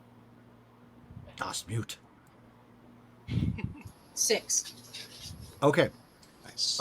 So at this point, you guys finally hit pavement. Like it catches up, and there is some road here. I do apologize, it's going a little bit late. Trish. So Persephone at this point is like, turn left, because she can see it coming. Trish, give me another check. Roll. At the speed that you were going, That means successes. don't roll the car. yeah, hold on a second. Keep your roll. It is a difficulty 7 currently. 3 successes. Okay. Nice. So at this point, you're following some invisible trail. So you're just letting you know where to go, and so you're gunning it down, and you come up alongside the back of a senior center, and you guys just blow right through that parking lot in the middle of the night, and you see Trish whip it like to a side, and she gets this SUV to drift. She's like, you can hear the tires like rippling across the ground as it's sliding, kind of hits into the distant field, recovers real quick, and then cuts back down now another side street. Based on your illumination, Persephone, you guys are still behind him, but he's not terribly far back. Trish, We're getting close. Trish, give me another check. This is a difficulty 8, as you are having to pull into a main throughway. It's called Shasta Way, and there is traffic here. Okay. Spending a will for an auto success might be helpful right here. Does that put me down? No. Do I get my willpower back though, right? Yes. Okay. Yeah, these are temporary expenditures. Okay, so that'd be 2 successes with a willpower. Wow. Okay, at a difficulty 8? Uh-huh. Okay. So at this point, Persephone, is like, turn right. And so she whips it at this point. You blow through a light at this point. And Ben, like, as she pulls that car around, and again, squealing the tires, it's starting to bank and slide. She's clearly watched too much Fast and Furious. Don't believe her Christian ethics. She's apparently watched them all. Yeah, so Wait, why does being Christian mean I didn't watch Fast and the Furious? I'm so confused. because they got language. Oh no. I know. But the reason why I say this And sex. is because, well, that too. She pulls out onto the main street. A car honks its horn and comes like this close to you guys. Close enough, Ben, that you can turn and look, and you could almost butt noses with the driver of the other car.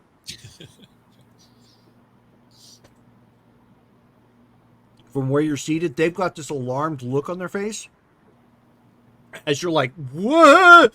And they like try to keep it even and steady because she came so close to clipping them, gunning it at this point, coming down, and you can actually see that trailer at this point heading eastbound on the street just a little ways up, and he ends up whipping this vehicle further, trying to go north at this point. Roll again, Trish. Same difficulty of an 8. Okay. Oh, 1 success. Oh, okay. So at this point, Trish, you end up cutting it a little too sharp. He ended up taking the street and coming up onto a parkway. So at least the streets are bigger. But what you ended up doing is blowing right through a mini mart parking lot. Like you turn it, and you're like, oh shoot, like sliding up and through. Some you know how they give it a little bit of a perimeter of like an El Cheapo fence, like sort of thing. Not like the chain link, but it's usually like a little bit of wire. Some of those stupid little like yard posts sort of thing. Posts, yeah. Those go flying. Like you just bang, tang, tang, tang. As some dirt and junk and whatnot get kicked up in the air. And in fact, as she she didn't lose control, thankfully, but came close. Skirted around the side, and you end up seeing like she took out one of those stands that people have on the side of the road that they sell flowers. So like flowers just go everywhere. Oh, yeah, that's awful. My cabbages. Yeah, bye cabbages. So Plus, all of this is happening. Trish is just like, I'm sorry, baby. I'm sorry.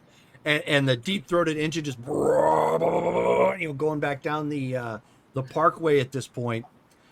Despite the fact that your vehicle is also big and bulky, not nearly as much as his. You are gaining on him. Yes. And you are on the Crater Lake Parkway at this point. You gun it past an RV. Give me another drive check. So it's going to be your Dex Celerity Drive, difficulty 7. Spin another wheel. Oh, no, we're good. 3 successes. Okay. So at this point, now that you're on more of a straightaway, and even though it's 2 lanes one way, 2 lanes the other, you're able to you guys are watching her like weave on either side of traffic to like really getting close to this guy, and not letting any other vehicle on this parkway catch up. So you guys are flying down the road. Off to your actually, you guys are passing up off to the heading north-ish bound. On your right, you can see you're passing up the county jail. Hint, hint. And on your left, probably appropriately timed, you might want to say a prayer. You're passing up Calvary Chapel. So it's like a big cross on one side, sheriff's on the other. It's like, oh, I hope this is not foreboding. And at this point, you guys are like getting neck and neck. You are really close to the vehicle. Is there anything you guys are attempting to do? As Trish driving, she's just like, do you all want me to hit it? This is a big RV. It is definitely bigger than your car. Can you head it off? Make him stop? I don't want to try and make that thing stop by getting in front of it. I could just nudge its backside. It might roll it, but it'd stop. Fine by Like me. we're afraid of the Or people inside I dying. can climb out, jump, use one of my rituals to climb up and make my way towards the front. If you think you can do it, just get that dumb thing to stop. Okay, she's going to take her spider out. Right under the tongue. Are we amongst? So we're passing by. Yeah. Okay. So Civilian cars and stuff Oh, like yeah. that. Yeah, you guys are on the open parkway. You guys are turning this into an impromptu action film all of a sudden. Yes. Yep. So All right, Trisha's gonna get up like level with it so that it's easier. as like, close the as you front? can. Yeah. Okay. Yeah. So we're doing Matrix 2 Revolutions. Okay. Yes. Yes, we Persephone, are. Yes. you need to give me a dexterity and athletics check. Obviously, you can add your celerity to this. Difficulty 9. Okay, I'm going to spend a willpower. Okay. All you have to do is connect. Your spider climb will obviously allow you to slap on it like a bug to a windshield. But 9 dice. Let's see. Like a bug to a windshield. We don't want that kind of. yeah, Let's not do that one. So, what'd you say? 9? difficulty 9. I got 1 success. Whoa. Okay, so you get up close, and just as you get up close, he starts passing another car, so he starts to swerve to get out of the way. Persephone leaps up and only makes like one hand connecting, so she's like holding on to the back with her spider climb, like kind of being flung around, like she's a flag, or something, just like ah! And so, like, we're right up behind this this trailer thing. Yes, Okay. So we're like this, not like this. correct. You're behind them. Okay. Does the front of this car have like any type of winch system, anything like that? The Conquest. Yeah. Let's take a look. I think I sent that. I like- Information to you. We need to outfit this car with the system that the police do, where they like throw a net thing and it grabs the wheels. Yeah. We need to get some of those. No, there isn't a winch system on it. No. It does have. It is. We have high lights though. Yeah. It does look like it's a little reinforced in the front, but it is not. Does not have like any sort of a winch or anything.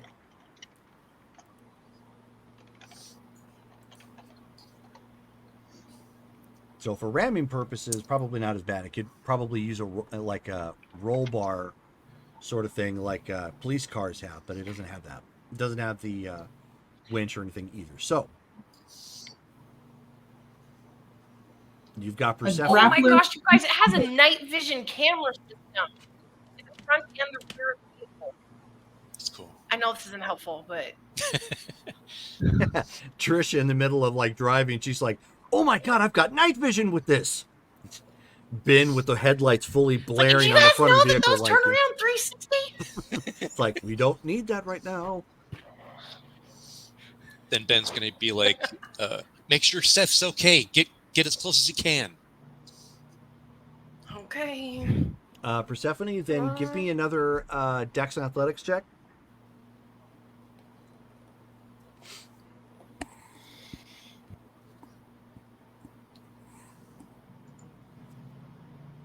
You are muted.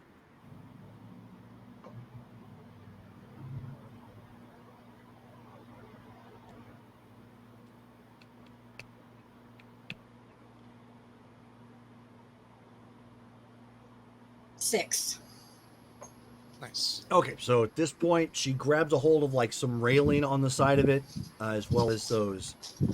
Many of those RVs tend to have a like a 3 or 4 step ladder, so you can get to the top on the back. And so she grabs a hold of that and scales, or manages to scale it. All right, Trish, can you get around into the front? Yeah, I can. I guess. Gotta slow this guy down. Okay. So she'll go up, like just kind of going, pushing it farther, and get up in front. Okay, so go ahead and give me another drive or Dex, drive, and celerity check. Difficulty 7. I would do such, except my computer just froze. I don't have dice. Hold on a second.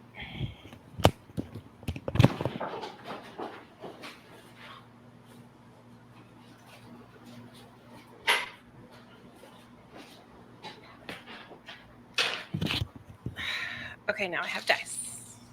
I love your surfing abilities. I've got the coolest. We got hardwood floor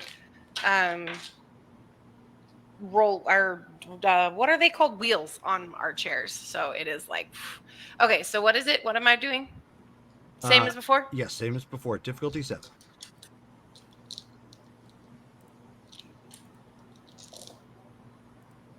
One, One. One success. One success. All right. So, Persephone, you've managed to get up on top. Give me another Dex and Athletics check, difficulty 8. Oh no, wait, it was 2. Sorry, it was 2. That 6 looked like a 6 and not a 9, and it's actually a 9. Okay, never mind. Okay. Thank goodness. Sorry. So, Trish, you managed to kind of peel off and come up along the driver's side of the vehicle. And as he's driving, you are quite possibly going to wind up on the shoulder of the road, or not the shoulder, but the middle of the road. Median. If you don't watch it with this guy, because the way he's driving is a little reckless as he's trying to get away from you. Persephone, what are you doing now that you're on top of the vehicle? I'm gonna make my way towards the cab, and I'm gonna try to make him wreck. Oh, okay. So how are you going to do that? I want to use level 5 of my black rock, and I want to grow one tentacle and slam it through the windshield on the driver's side. Just the one? Hey, yeah, I think I just need one. Okay. I don't want to make it so obvious that there's. Outside of the fact that you're standing on top of the vehicle? Yeah, well, going she's gonna- 80? Yeah. Okay. Less to explain. Sure, that works. So you're able to do that. Give me a stamina and occult check. Difficulty 7. Hold on, I gotta remove a ferret. Okay. All you need is at least one. What am I rolling? A occult and what? Stamina and Intelligence? occult. Oh, stamina and occult. That's right.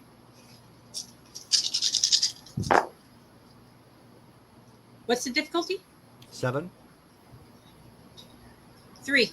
Okay, so obviously you're only pulling one. You could have pulled 3, so you're spending 1 blood point, pull one out. As the vitae within your body begins to bubble out around your skin and pull out the barbed tentacle for protection. Yep. I will let you go ahead and act. You can strike with it. It cannot use your celerity, so it has a dexterity of 5. So it's going to be dexterity 5 and brawl.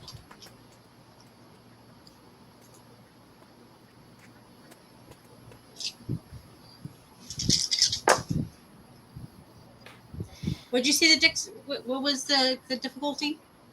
To attack is 6. Oh, good. 4. 4. Okay, so let's see if he is able. I'm not going to see it to defend. Okay. And can he maintain control? All right. So, Trish, I need one more roll from you. Give me a dex, drive, and celerity check. We're about to get real cinematic.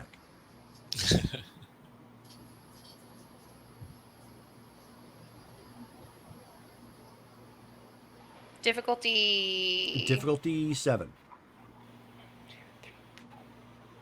5 successes. Wow. All right. So at this point, he like swerves and tries to hit your vehicle, and basically knock you into oncoming traffic.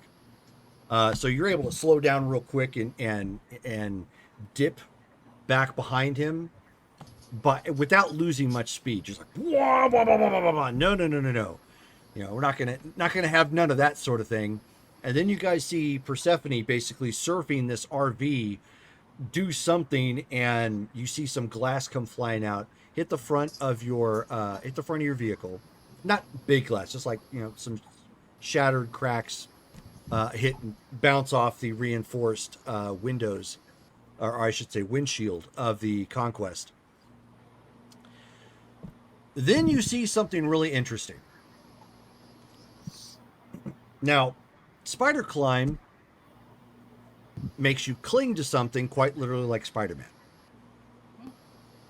So, whatever happened, the RV has now lost control. The RV turns and starts skidding, and of course she's not going anywhere. She's like, just upper body kind of going back and forth, but it's not severing her connection. You just kind of trying to ride the wave, and then it starts to flip. So it's bam, bam, bam, bam. This is what hurts Persephone. Oh, great. Trish, at this point, as it starts flipping, you have one chance, and at this point, give me a same roll we've been doing, difficulty 9.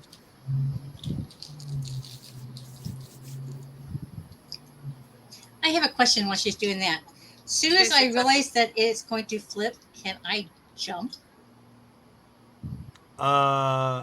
Yes, you can. However, would you like to die of road rash, or would you like to attempt to ride it out? I'm going to try to. I'm going to try to write it out, Okay. kind of like a log roll. Yeah, you don't. Yeah, that really at this point that's your only hope of not turning into road pizza, because if you jump at 80 miles per hour, you are super toast. Okay. I would guess that, like, contrary to Hollywood treatment of rollovers, like, most cars don't actually go more than They normally only go once. theoretically. However, with that being said, we are in a game with some fantastical powers. So Yeah. This is Trish, what'd you the get, 2? Matrix. 2? Trish, you got 2? It was actually 1. I had it wrong. Okay. It was just 1. 1 success. So Trudy and Benjamin pretty much have enough time to say, "Oh crap." That's about it. As you see this vehicle start flipping and rolling, and of course, as it does, it's almost comical. It's like hitting, but it's losing speed so quickly from that from the rolling and the loss of control, that Trish at her speed is going way too fast for its deceleration. So you have a combination of this vehicle getting hit and does a couple flips, and then Trish barreling straight through the center of this thing, just like Dukes of Hazzard, severing the RV in half, like by barely its frame, and just kind of keeps on going and trying to hold on as the Conquest is like doing this and accelerating down the road. At one point, half the RV kind of goes this way, the other half starts like sliding off this way. The front of the RV, however, is sliding into oncoming traffic. That's where I'm at. Yes, at this point, Persephone, give me. Do you have any fortitude? No. Oh, Hasn't gotten that from Ben yet. oh, yikes. Okay. Thankfully, it's not aggravated. Why don't you give me 5 stamina checks at this point, for one for each flip. I don't suppose I could use my blood to up my stamina, huh? Not at this point, no.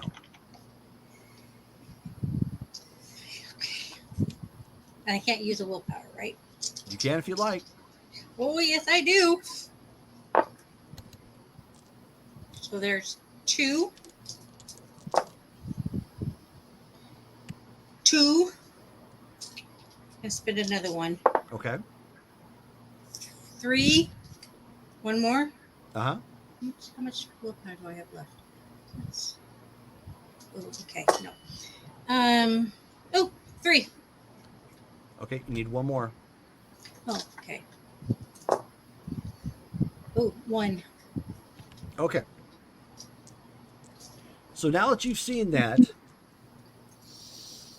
and at this point, half the RV is sliding into oncoming traffic. Now another gigantic explosion of stuff, not like literal like boom sort of thing, but like of mess and collision and whatnot. As you know what? Let's make this a little interesting here. Shelly, I will allow you to call this. Okay. Odd, it's a semi. Even, it's a sedan. Even. Okay. So we're calling for even. Okay. So the last thing, you actually did a pretty good job of surviving the road rash flipping and whatnot. I mean, there's bits and pieces of your clothing and like your equipment is gone all over the place. Your hair is a complete mess, obviously, but you're still conscious. You know, like that song. You're hanging on a moment at this point. As it's coming, you're sliding kind of to a stop as you see the headlights of a Big Mac truck. Oh my god. Okay. Bam! Give me another stamina check. Can I use willpower? If you have any left. Yeah, I do. 3. Okay, so 3. All right. So now, I'm not. You don't have to make any rolls at this point. Obviously, Trish, you're clearly bringing the vehicle to a stop alongside the road, as there is mess strewn everywhere behind you. Oddly enough, even though it wasn't carrying anything like like deliveries or whatnot, it looks very much like the mess that's here of all the parts and everything. It looks like a hobby factory spilled a bunch of D6s all over the highway. Like it just coating everywhere, and it's just parts and framework. And then when the other half of it hit the Mack truck, you just see it like explode into all kinds of junk. And for the briefest of moments, you see Air Persephone. Flying through the sky. Kind of flying through the air, like a rag doll, and then disappearing into the darkness somewhere on the other side of the freeway. So once we stop, Ben is outside of the car and he's running not at max celerity speed, but like at Olympic runner speed to see if he can celerity find 2. Persephone. Yeah. Okay. Which that would actually be faster than Olympic level, but that would be at least the mind would be say like, wow, he's really got some stride, to him. It's like you're not actually like blurring and looking super bizarre. But okay, sure.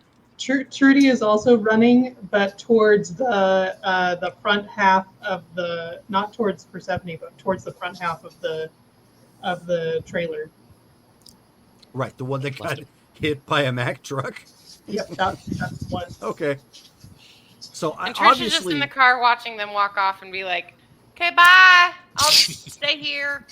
And of course, vehicles are all starting to come to a stop at this point. There's just hazard stuff everywhere.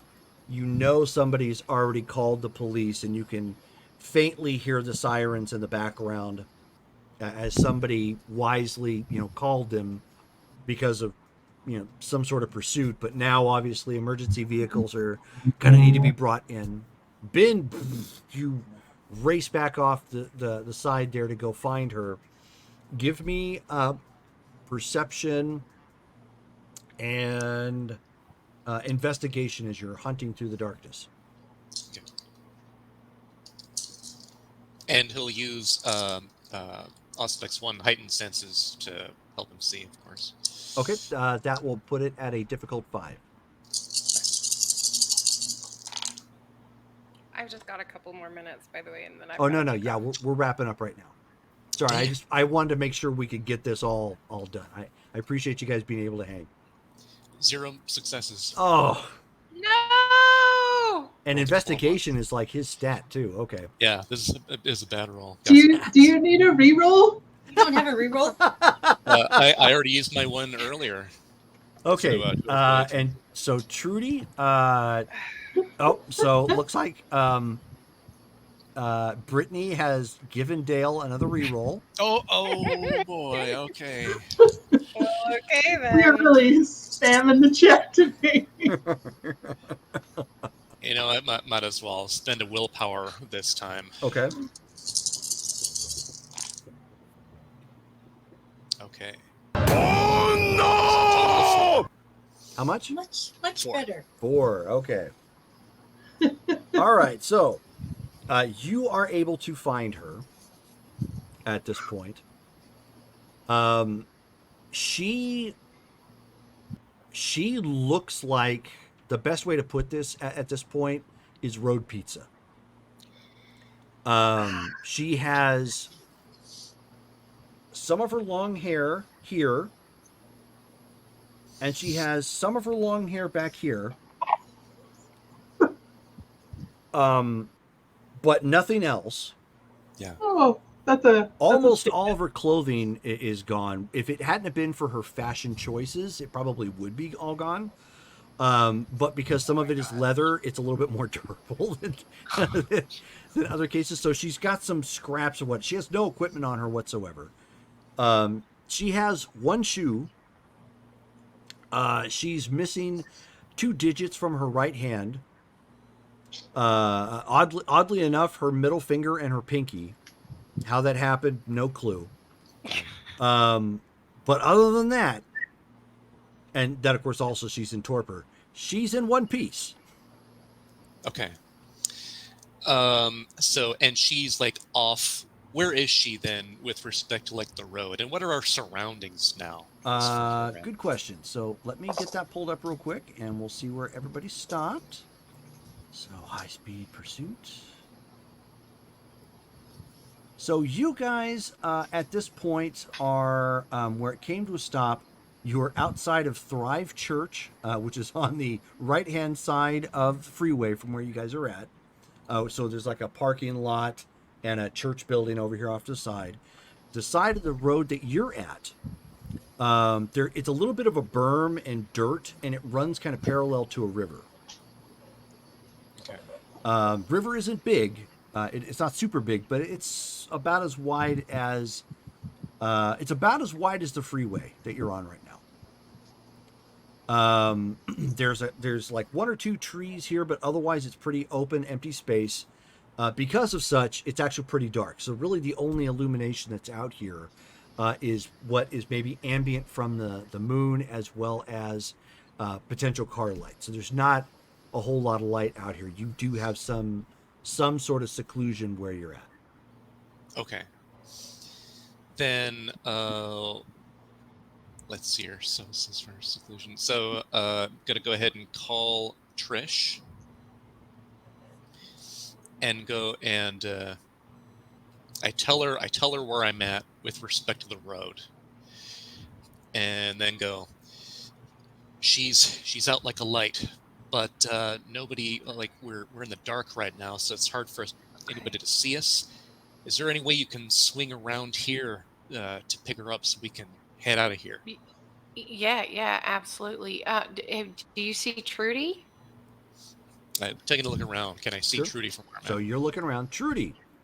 So you get to the spot of the collision, right?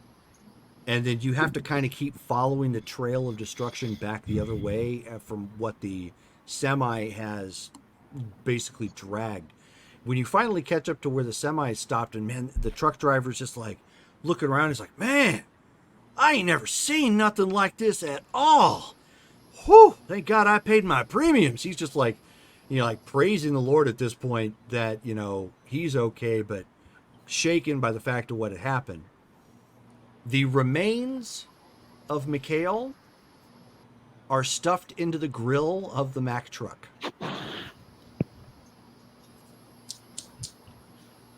Well, took care of that. And the only reason why you can tell is you can see part of his outfit like just kind of hanging there near where the radiator fan would be. Okay. Was he the one driving, Yeah. or was it his ghoul? No. He was driving. So you he guys doesn't took have on any. you guys took on most of his ghouls. Okay, so he doesn't. I don't see any other people around. I know.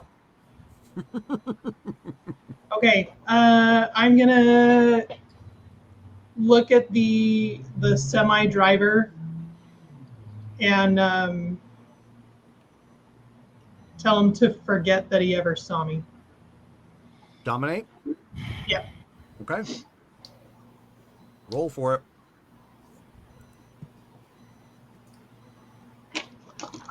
My hands are so sticky. Nervous Okay, much? difficulty? Difficulties is willpower, correct? I did not write that down, but that sounds about right. I believe that's the case. Let me take a look real quick. Oops, went too far. Here's A's, C's, D for dominate. And you're doing what? Forgetful mind? Command. Oh wait, yeah, I could do. Oh, I could do forgetful mind. Let me see. Wits and subterfuge. No, let's do command. Okay, so just forget. Yep. Okay. Then yes, your difficulty equals the target's current willpower, which is a 5. Okay. 4 successes. Okay. Nice. So he just kind of shrugged and says, "Okay," and just kind of scratching his head and just looking around. You know, he's got his back to you at this point. She'll take off back to the car. Okay. And at that point, that's where we're going to end for the day. Trish circles back around real quick under the cover of night to pick everybody back up and get the flock out of town. If we get stopped by Yeah. police, we're gonna use the mojo. All the mojo. You're going to use the Jedi And mind we trick. do, yeah. And we have to pick up a Gaia and stuff too. Right. She can find us. Okay. So at this point, Persephone Didn't you guys is leave in your car? torpor. So she will need the blood of somebody of more potent generation to bring her back around. We will deal with that next game, however. Just You said keep 8, that in mind. right? What's Yeah, that? not- Yeah, What so generation is she? Revis would volunteer. she's 8th. Not want So she Revis's will need blood. the blood of somebody 7th or Lower. lower, essentially. Yep. What's Malcolm? Yeah. Just in case you guys need to know, Trish is generation 10th. Yeah. So I think Sophie's 10 too. that was a heck of a game. That was awesome. Went over way better than I had anticipated. Oh, that was And fun. when it started to look like it was going to go that way, I'm like, yes, car chase. So this game, I mean, this mission was something that Trudy was doing on a side quest, and it was just this minor thing, and I was like,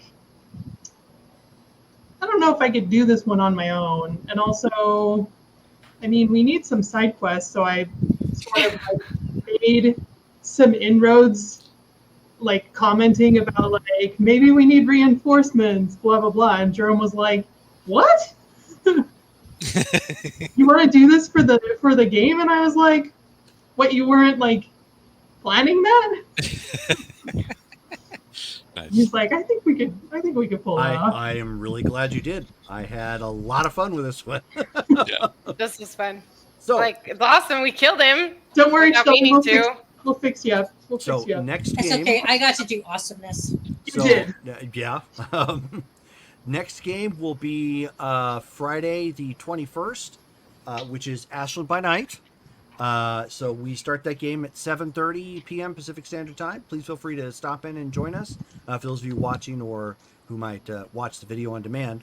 And then Saturday is our Marvel Superheroes game, which starts at 6 p.m. Pacific Standard Time. So thank you guys all again for tuning in and for our bizarre antics, road rash, and theft. And yes, and Davey, we will see you in a week. So take it easy, guys, and have a good day. Good night. Yeah.